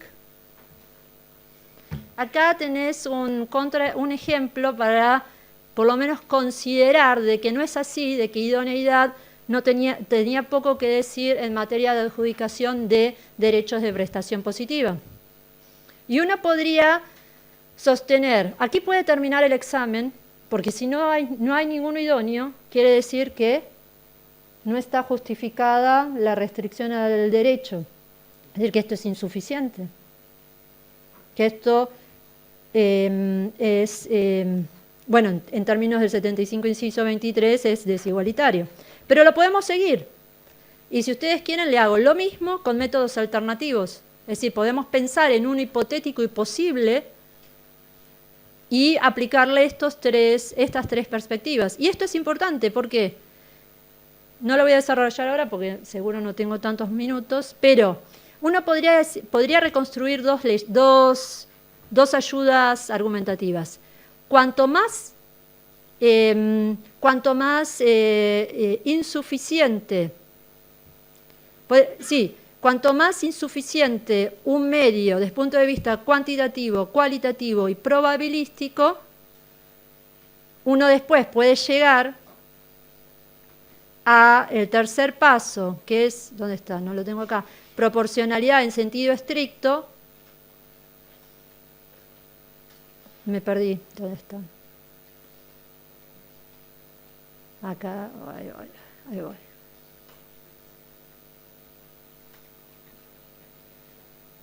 Cuanto menos idóneo sea el medio visto desde una perspectiva cuantitativa, cualitativa y probabilística, tanto menos lo es para satisfacer el derecho de prestación, en este caso el derecho a la vivienda digna. Lo mismo con medios alternativos. Y entonces le podemos hasta reformular la ley de la ponderación a Alexi y hacerla más terrenal. Cuanto menos idóneo sea el medio, ¿no?, para satisfacer el medio visto desde una perspectiva cuanticual y probabilística, el segundo paso, como resultado de su comparación con alternativas, tanto menos lo es para satisfacer el derecho de prestación, y entonces, en proporcionalidad en sentido estricta, tanto más serias deben ser las razones que hablan a favor de promover el fin estatal. O sea, a través de idoneidad y medios alternativos yo puedo reconstruir, a través de razones que hablan del contexto y del caso concreto, de por qué esa restricción es muy intensiva. Y si esa restricción o esa insuficiencia es muy intensiva, del otro lado las razones tienen que crecer tiene que crecer en progresión geométrica, y por lo general no las puede dar el Estado, y en el caso no las pudo dar porque lo único que pudo alegar en forma dogmática, es decir, como afirmación, pero no desarrolló, es que por ahí después le salió este argumento, que no tenía presupuesto suficiente. Entonces le dijeron, muy bien, le corremos la carga de la argumentación, demuestre que agotó la partida presupuestaria en materia de vivienda y de salud. Por supuesto, el Estado no lo quiso, nunca quiere traer las partidas presupuestarias y mostrar qué es lo que ejecutó y qué no es lo que... Bueno, tal vez en España lo haga, pero en Argentina por lo general no lo quieren hacer, porque digamos, es interesante esto, porque se lo corre al Estado. ¿Y por qué se lo corre? Porque es muy difícil que el afectado o la afectada pueda lidiar con partidas presupuestarias que generalmente son anexos de anexos de anexos. No es el presupuesto como sale aprobado, sino que son anexos de anexos de anexos, y hay que ver cómo se ejecutó durante todo ese periodo fiscal. Entonces, ¿qué es lo que estamos poniendo a prueba? A través del trabajo con casos y reconstrucción de argumentación. Si la proporcionalidad nos sirve para reconstruir las argumentaciones en materias de violación por insuficiencia. Si esta idoneidad y medios alternativos es, como decía Schling, que no tiene ningún sentido en proporcionalidad por adjudicación, en los casos de adjudicación de derechos sociales. Y esto es solo necesario, pero no es suficiente, porque aquí no pretendemos solucionar este problema, miren, que es otro problema. ¿Qué tan intensiva deben ser aplicadas este examen qué tan intensivo debe ser aplicado este examen de proporcionalidad en el caso concreto? Porque eso eso implica otra discusión. Una es la herramienta analítica. Otro es, en el contexto, por eso yo decía, Inglaterra, el sistema de salud es diferente en los hechos y en la norma que el sistema de salud en Argentina, en los hechos y en la norma. Entonces, esto que se llama intensidad de, lo que llaman los escrutinios, por ejemplo, en los Estados Unidos, qué tan intenso aplicar lo que, su examen de Due Process of Law material, pero en este caso, qué tan intensivo aplicar cada uno de estos tres exámenes. Bueno, eso va a depender, por un lado, imaginemos salud, del tipo de sistema de salud. Por el otro lado, del funcionamiento real del sistema de salud. Cuanto mejor es el funcionamiento real, ya menos me voy a poder meter yo a controlar en el caso concreto. Ahora, si estoy trabajando con un sistema de salud como el argentino, que tiene bien en claro cuál es, por ejemplo, el mínimo que tiene que garantizar el Estado, porque tiene una ley que determina cuál es el plan médico obligatorio, no es que ahí se meta el Poder Judicial a decirle qué es lo que usted tiene que hacer, sino cuanto eso menos se cumpla, tanto más justificado está que alguien lo controle. Y si la administración no lo controla en forma suficiente, bueno, y si ese derecho es exigible, y es un derecho exigible, entonces ahí el Poder Judicial tiene buenas razones para ingresar al control de esa insuficiencia o de esa omisión en el caso concreto. Pero bueno, muchas gracias y solo algunas notas a pie de página referida a la ponencia de Carlos. Gracias.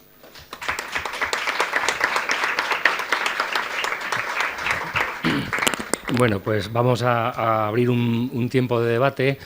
Como hemos empezado a las 4:30, en vez de las 4, entiendo que todavía estamos dentro del tiempo, aunque deberíamos intentar reducir un poquito más el tiempo de debate y a la vez reducir un poco el tiempo de descanso para intentar no irnos demasiado. Entonces, yo creo que 10-15 minutos de debate podemos quizás tener y luego parar unos 10-15 minutos para descansar. Sí, Ángeles.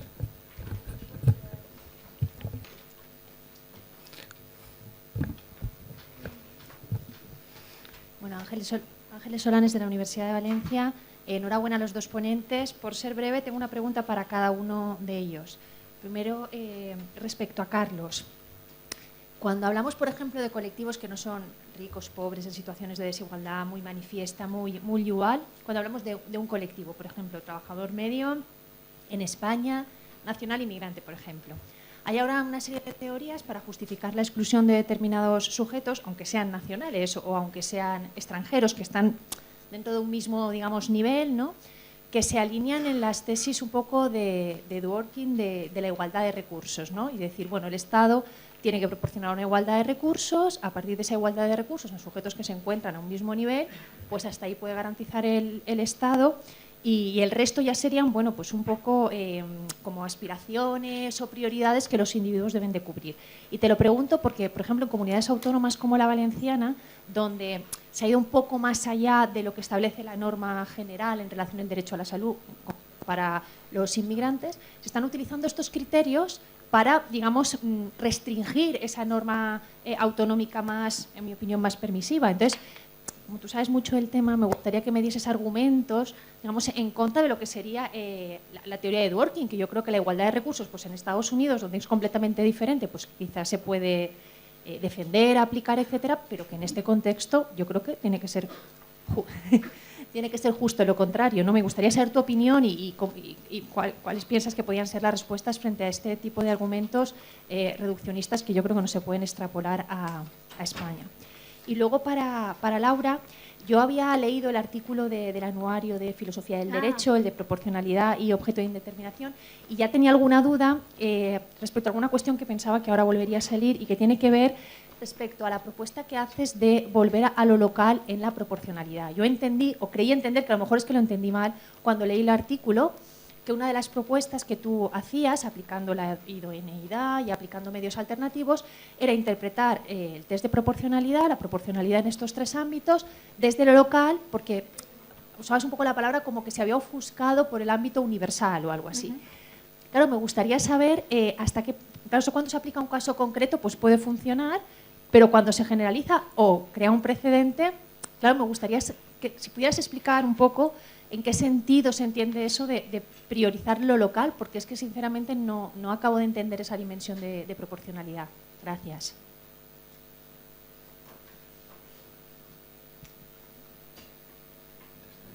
¿Querés que Abrimos 2 o 3 preguntas, si os parece, y contestáis juntos. Sí, sí. Aquí y allí. Detrás tuya, Óscar. No eres tú. Gracias, muy interesantes las ponencias. Sobre la segunda, unas preguntas. ¿Qué es lo que se entiende con directamente exigibles en el caso de los derechos sociales? Porque no entiendo, y es una pregunta no retórica. Entiendo la complejidad también del sistema sanitario argentino con los diferentes tipos, porque es muy común en América Latina, ¿no?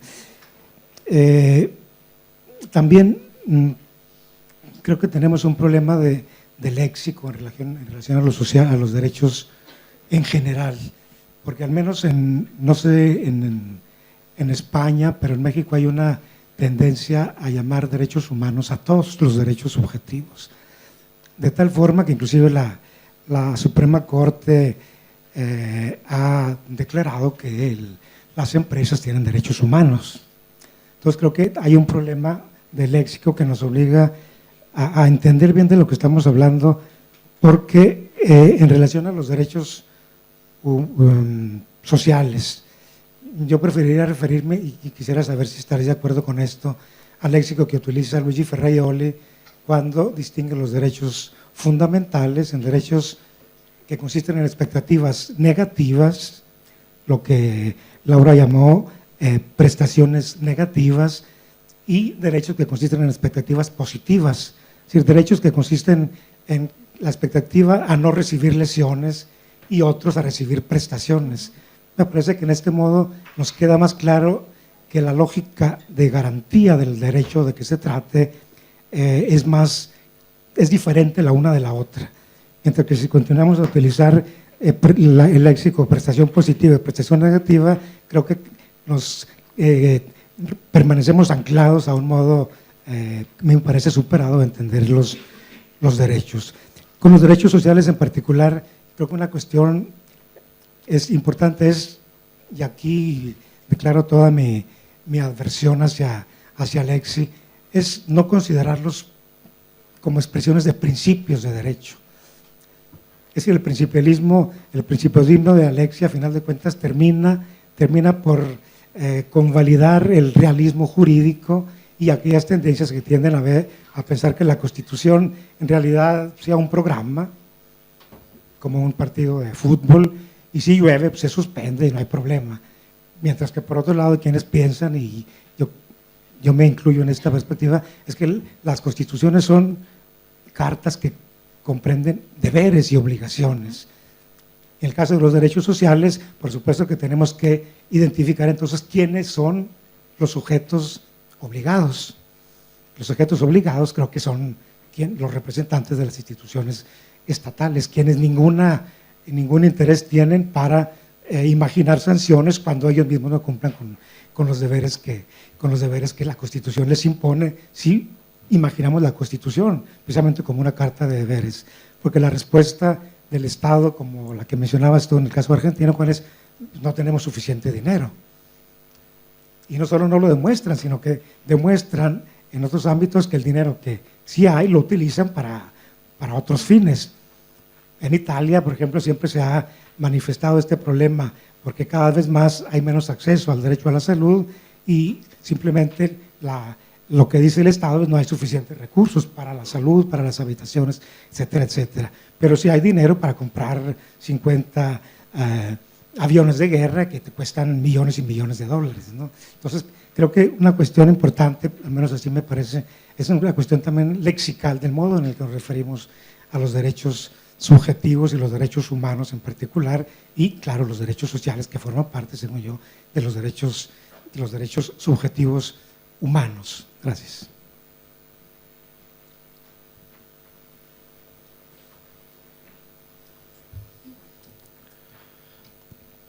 Os pido a todos, vamos a abrir 2 turnos más, a Agustina y Daniel, perdón, y cerramos. Os pido brevedad en las preguntas por una cuestión obvia de tiempo, y a los ponentes igualmente les pido también que sean breves en las respuestas. Gracias. Buenas tardes. Primero agradecerles a los ponentes por toda esa información tan valiosa en sus intervenciones.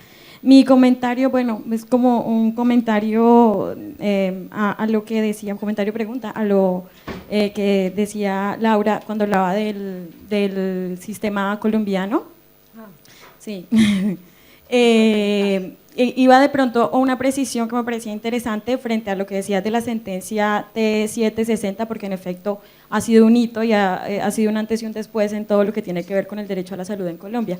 En realidad el sistema se compone de 2 regímenes y ambos son públicos, o sea que la cosa es peor, ¿no? Porque son públicos pero ambos están tercerizados, atendidos por instituciones privadas, y efectivamente lo que logra esta sentencia es equiparar, porque además de que estaban entre los ricos o asalariados y los pobres, lo que hace es que los mismos servicios se le dan a unos y a otros por orden de la Corte.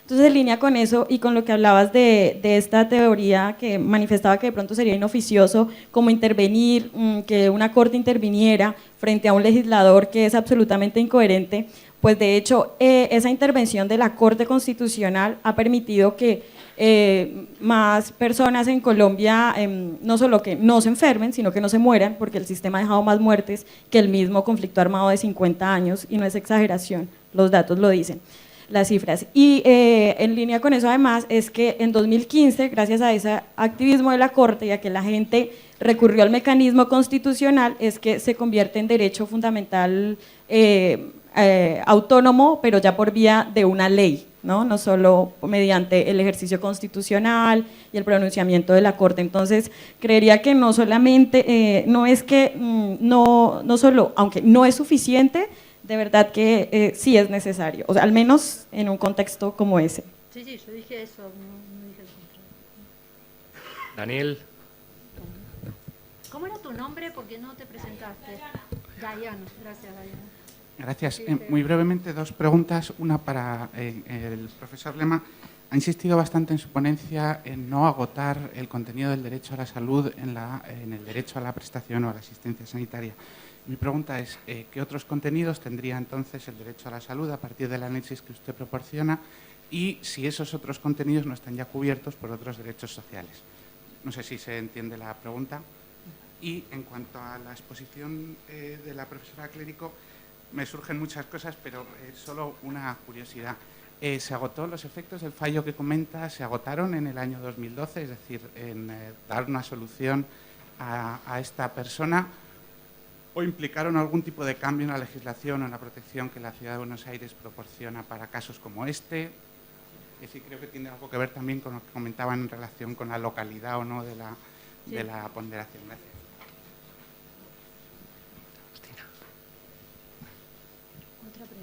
La última.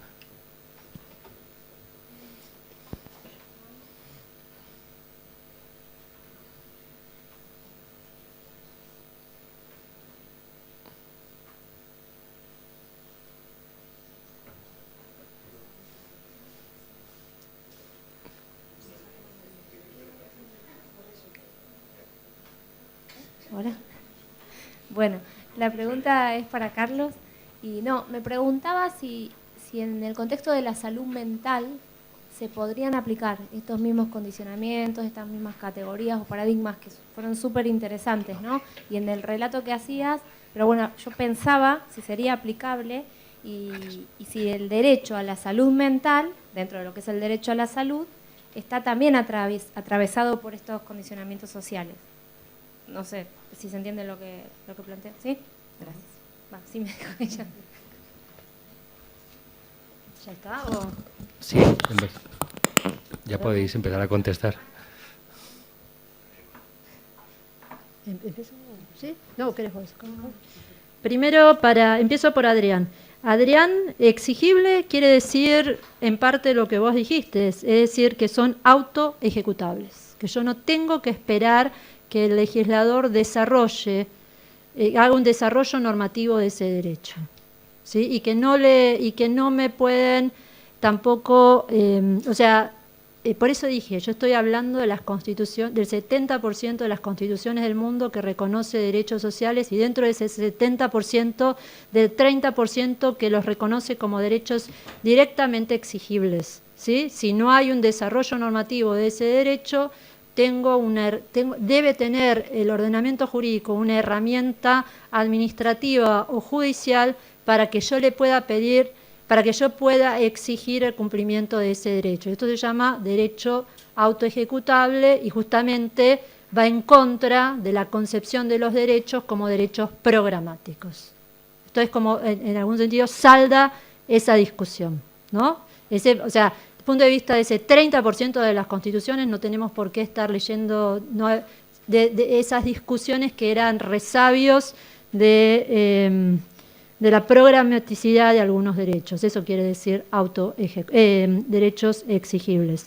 Por el otro lado, en cuanto a las palabras de los derechos, desde ningún punto, si yo sostengo que el derecho social es exigible y autoejecutable, yo no sostengo que es un derecho programático ni meramente un deber objetivo del Estado, sino que justamente es una carta de triunfo.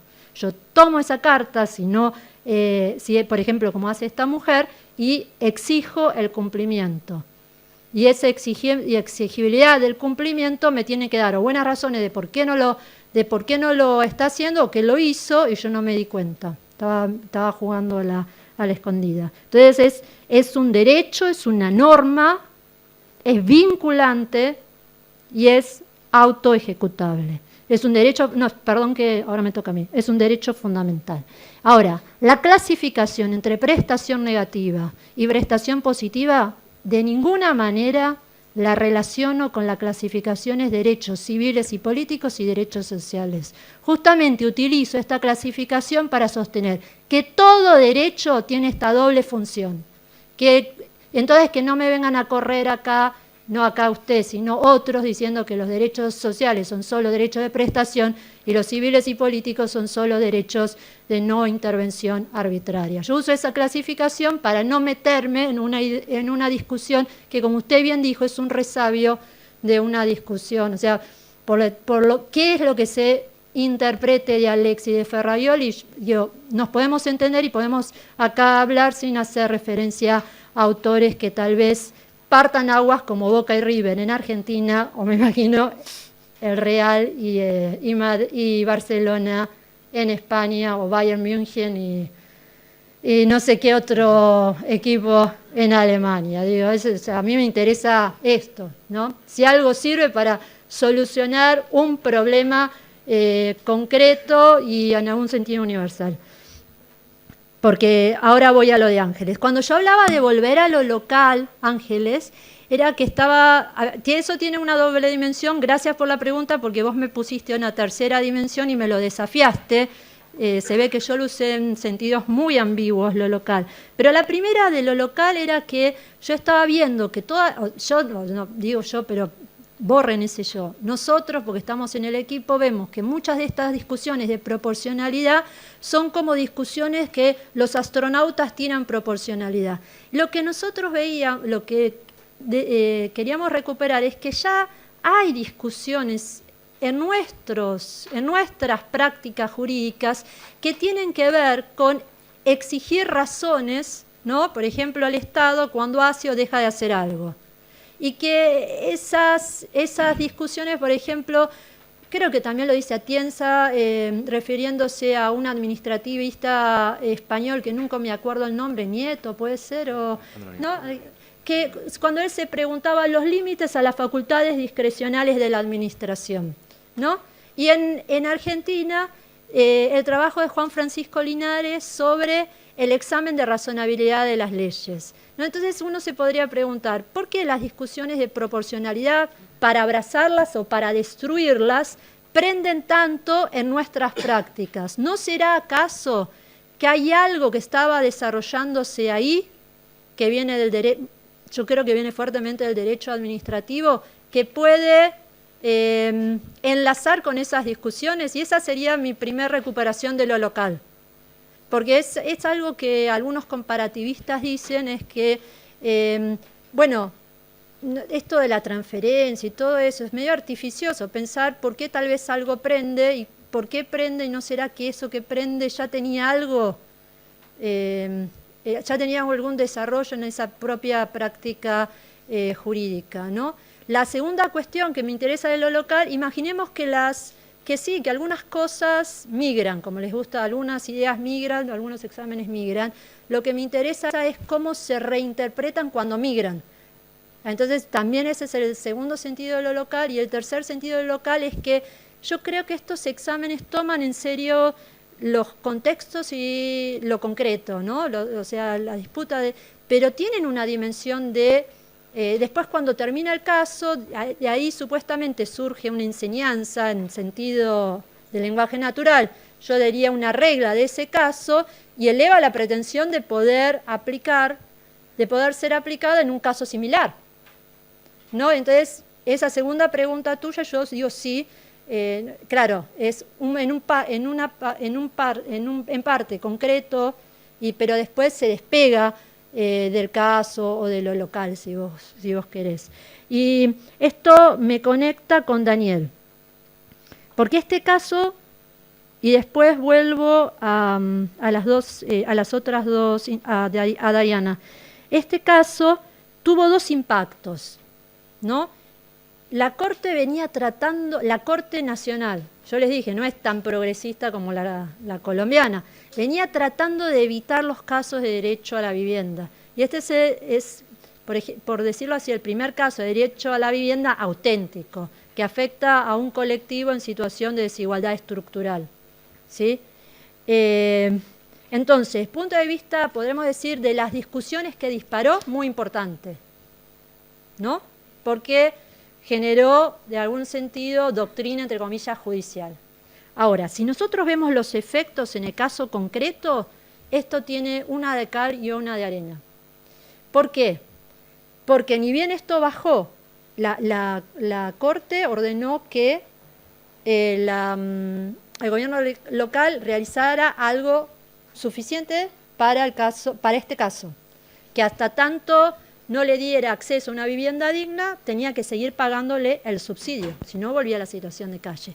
Claro, había 10.000 casos idénticos. Todos esos casos están subsumidos bajo, podríamos decir, la regla de Kisber-Castro, QC.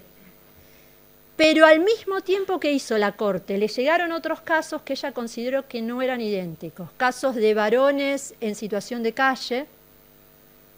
Y entonces dijo, no, esto no entra bajo QC.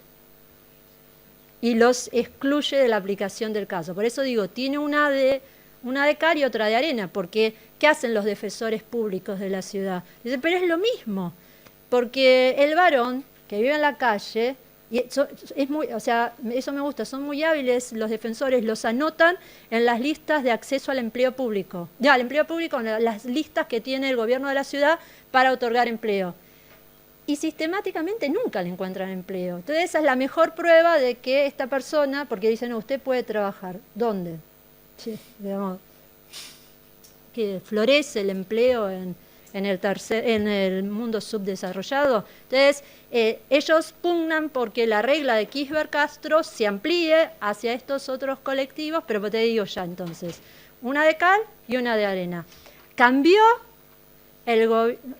Cambió la política pública, lo cumplen a cuentagotas, o sea, lo cumplen con soluciones, si uno quiere, parciales, pero no generaron un plan sistemático al estilo, como nos decía Diana, ¿no? Diana se fue.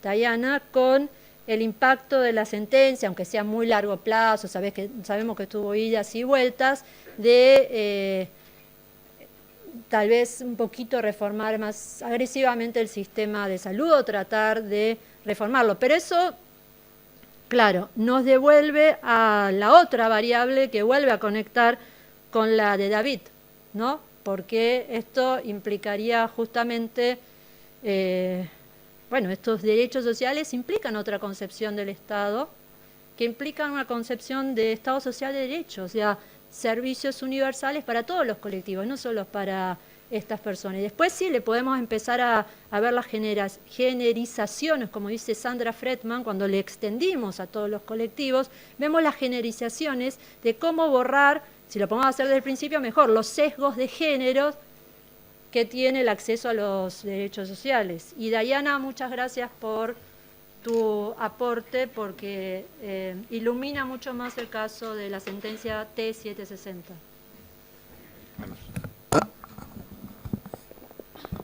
Bueno, muchas gracias por las preguntas. Claro, yo intenté ser muy disciplinado para mi primera intervención, pero claro, hay menudas preguntas. Bueno, voy a intentar hacerlo, vamos a ver. Ángeles, bueno, hablabas de Edworking, sobre la utilización de Edworking en todo esto. Empiezo por ahí, después voy al hilo. A ver, una cosa que yo creo que dijo antes Laura, bueno, Edworking cuando escribe de salud escribe para Estados Unidos. Entonces, claro, hay ciertas cosas que, a ver, yo creo que es interesante, su planteamiento es interesante, pero bueno, no hay que perder eso de vista, porque igual aplicamos a Edworking y entonces nos quedamos muy cortos, porque él tiene que discutir cosas que aquí se dan por supuestas, afortunadamente. Hay una cosa muy curiosa con Dworkin. Dworkin escribe sobre salud, bueno, y lo que pasa que la paradoja que Dworkin escribe sobre salud de la siguiente manera. Dice, vamos a ver, yo voy a aplicar mi teoría, que es una teoría liberal, en donde al fin y al cabo la salud es un bien entre otros, más que la salud, los bienes relacionados con el cuidado de salud, la asistencia sanitaria, es un bien entre otros, y yo entonces como liberal estricto voy a decir que esto no tiene que ser más importante de la importancia que le den los individuos. Entonces, bueno, pues ya está, apliquemos la teoría general, pero él no lo hace. Ahí hay una contradicción, no lo hace, sino que, bueno, yo en vez de mi teoría general sobre la igualdad, mi teoría general sobre la igualdad de recursos, voy a discutir en concreto sobre salud. ¿Por qué? Bueno, pues porque efectivamente yo creo que ahí hay una pequeña contradicción donde él, no lo dice así, obviamente nunca lo hubiera admitido y cuando se lo critica no lo admite, pero es decir, bueno, pues porque toda mi teoría de igualdad de recursos en realidad no vale para esto, tenemos que hacer una cosa más general, porque en el fondo la salud pues es más importante y las necesidades de salud es más importantes. Como liberal estricto nunca lo voy a reconocer, pero por eso tengo una teoría especial sobre la salud. Es cierto que su teoría sobre la salud pretende, la escribe en el contexto del intento de reforma de Obama de los 90, claro, él pretende, por un lado, justificar unos mínimos de salud, pero por otro hacer caso a las críticas, adelantarse a las críticas conservadoras de, bueno, esto es el saco sin fondo, vamos a acabar gastando no sé qué, y entonces es cierto que él establece un mínimo, pero establece un máximo. Ahora bien, ¿cuál es el máximo? Y esto es una parte interesante de su teoría específica de igualdad en salud. El máximo es un máximo que en última instancia, por el mecanismo ese del seguro prudente y todo esto, en última instancia va a venir determinado por la comunidad. Por un lado, por la comunidad ideal esta que se monta, comunidad ideal en unos términos muy parecidos, bueno, con cierta similitud a los de Ross, pero con otro a la comunidad política. Entonces, en última instancia, lo que nosotros creamos justos, que es gastar en salud, pues tiene que ver con una especie de mecanismo para generar imparcialidad, pero donde las preferencias de los individuos y de la propia comunidad política importan. Por lo tanto, es una cuestión en última instancia política. Esto lo dejo ahí para lo siguiente. Vamos entonces al grano. En España, utilizar esos argumentos y para decir, bueno, hasta aquí. Bueno, a ver, yo tengo mala memoria, pues si tuviera buena memoria te diría, mira, las sentencias son estas, pero hay sentencias, incluso del Tribunal Constitucional, Tribunal Supremo, un poco de lo que vienen a decir es, vamos a ver, aquí hay unos mínimos, una carta de servicios que viene definida normativamente y que establece unos mínimos. Ahora bien, que una comunidad autónoma, porque al fin y al cabo es en el ámbito de la comunidad autónoma, decida ir un poco más allá, ¿eso es un atentado a la igualdad? ¿Afecta a las bases de la igualdad entre todos los españoles? No, es decir, eso no afecta a las bases porque lo que afectaría a la igualdad es que digamos, no, aquí vamos a ofrecer menos. Mientras partamos de ese umbral mínimo garantizado, todo lo que venga de más, pues bueno, pues será un ejercicio al final pues de autonomía en el sentido del principio de autonomía de la Constitución española, pero de autonomía política. Dworkin otra vez, es decir, por ahí es decir, si bien la teoría de Dworkin va a permitir plantear un mínimo, es decir, si aceptamos que hay un margen de autonomía de la comunidad autónoma y lo hay, pues no habría ningún problema incluso con la teoría de Dworkin. Si además, porque me pareció que decías un poco para la inclusión de colectivos excluidos, a ver, pues ya vamos un paso más allá y decimos esos colectivos son excluidos de forma injusta, y diga lo que diga el Tribunal Constitucional de forma muy poco respetuosa con lo que en el fondo está diciendo la Constitución, entonces mira, pues es que ¿qué me vas a decir? O sea, eso no solo es que, uy, yo voy más allá, no, yo voy más allá para intentar parchear una cosa que a nivel general sea excluido, ¿no? Hay un determinado colectivo. Sobre otros contenidos del derecho a la salud, así muy rápido. Vamos a ver, todo mi planteamiento lo que parte es, yo creo que hay un poco que rechazar un poco la idea, que es una idea del derecho a la salud se identifica única y exclusivamente con el derecho a la asistencia sanitaria. Yo creo que hay que reconocer que eso es un prejuicio que funciona, sobre todo en la academia. Cuando Dworkin, por ejemplo, o cuando prácticamente todos los que han teorizado, no todos, pero prácticamente todos los que han teorizado sobre esto, al final lo que están discutiendo es sobre asistencia sanitaria. De forma implícita, en plan, bueno, estoy discutiendo sobre esto y no doy cuentas de otra cosa, o incluso de forma explícita. Claro, es que si nos ponemos a discutir de todo en general, esto es inmanejable, centrémonos en asistencia sanitaria. Yo creo que eso es una equivocación de muchísimos de los planteamientos que se hace sobre la discusión de las bases, vamos a decir, justificatorias o del derecho a la salud. Hay que reconocer que eso es un problema de la academia. En el ámbito general, incluso en los tribunales, está mucho, y no digamos en el derecho internacional, está mucho más aceptado. Un ejemplo clarísimo, bueno, pues porque ahora estudié un poco eso, vamos, el tema del derecho, de la cuestión de las limitaciones a fumar en espacios públicos. Eso se apelan, cuando eso llega a los tribunales, donde llega, en España prácticamente nada, ahí la apelación directa es el derecho a la salud y no como asistencia sanitaria. ¿Cuáles son los otros contenidos del derecho a la salud? Pues esto ni siquiera dependen de un poco lo que yo he tratado de plantear en términos novedosos. El derecho a la salud, además de la asistencia sanitaria, incluye al menos el derecho a que nuestra salud no se vea dañados por terceros, sea el Estado, sea privados, tema de fumar, y la obligación que tienen los poderes públicos de generar una serie de condiciones para la promoción de la salud. Al menos es eso. Y eso es decir, no es una teoría muy extraña, eso está claramente pues en los textos internacionales, incluso explícitamente. ¿La conexión con otros derechos? Sí. La conexión con otros derechos, y nuevamente en los textos internacionales, si nos vamos a la Declaración Universal de Derechos Humanos, artículo 25 es clarísimo, incluso en el pacto están vinculados con otras, la observación general, como decías antes, número 14, lo vincula con todas esas condiciones que tienen que ver con la salud. Yo creo que efectivamente está todo muy vinculado y probablemente es muy difícil hablar de derecho a la salud sin hacer referencia a todas esas cosas que también están a su vez protegidas por otros derechos. Si la pregunta es, ¿existe esta conexión? Sin ninguna duda. Si la pregunta es, entonces es que eso ya está, es decir, eso es otra cosa, es decir, eso agota, entonces el derecho a la salud no incluiría esos aspectos. Yo ahí creo que no, creo que sí que los incluye. Pero bueno, esto ya es más opinable. Y ya para acabar, muy rápido, salud mental. A ver, sin duda sí. Vamos a ver, los efectos que tenga los condicionantes sociales, la estructura social, todo esto en la salud mental es una cuestión que, como decía, igual que con respecto a las cosas que hablé, es una cuestión que tiene que definirse a partir de la investigación social, de la investigación empírica, y nos dará unos resultados mejores o peores. Es decir, no es algo que se pueda decir a priori. Sobre esto hubo hace unos años todo un debate sobre si las medidas, por ejemplo, para vincular la cuestión de las políticas de austeridad con el incremento de tasa de suicidios, y se planteó ahí todo un debate vinculado con problemas también de salud mental. Se planteó un debate que yo creo que en un momento llegó a ser como bastante mal planteado, ¿no? Como, bueno, si todo fuera eso, hay que tener cuidado, porque aquí es decir, para establecer no nos las podemos inventar, no podemos, es decir, eso no es una cuestión que se resuelva en el ámbito teórico, se tiene que resolver en el ámbito de la investigación social. Ahora bien, una de las conclusiones a las que llegan todos estos estudios sobre condiciones sociales de la salud, e incluso algunas de las explicaciones que se plantean, vamos a ver, hay determinadas cosas como el estatus social, hay determinadas cosas como, qué sé yo, la racialización, la discriminación, las relaciones de dependencia laborales, que afectan, se incorporan, es decir, se corporizan, se meten en el cuerpo de las personas, afectando a su salud, vamos a decir, física.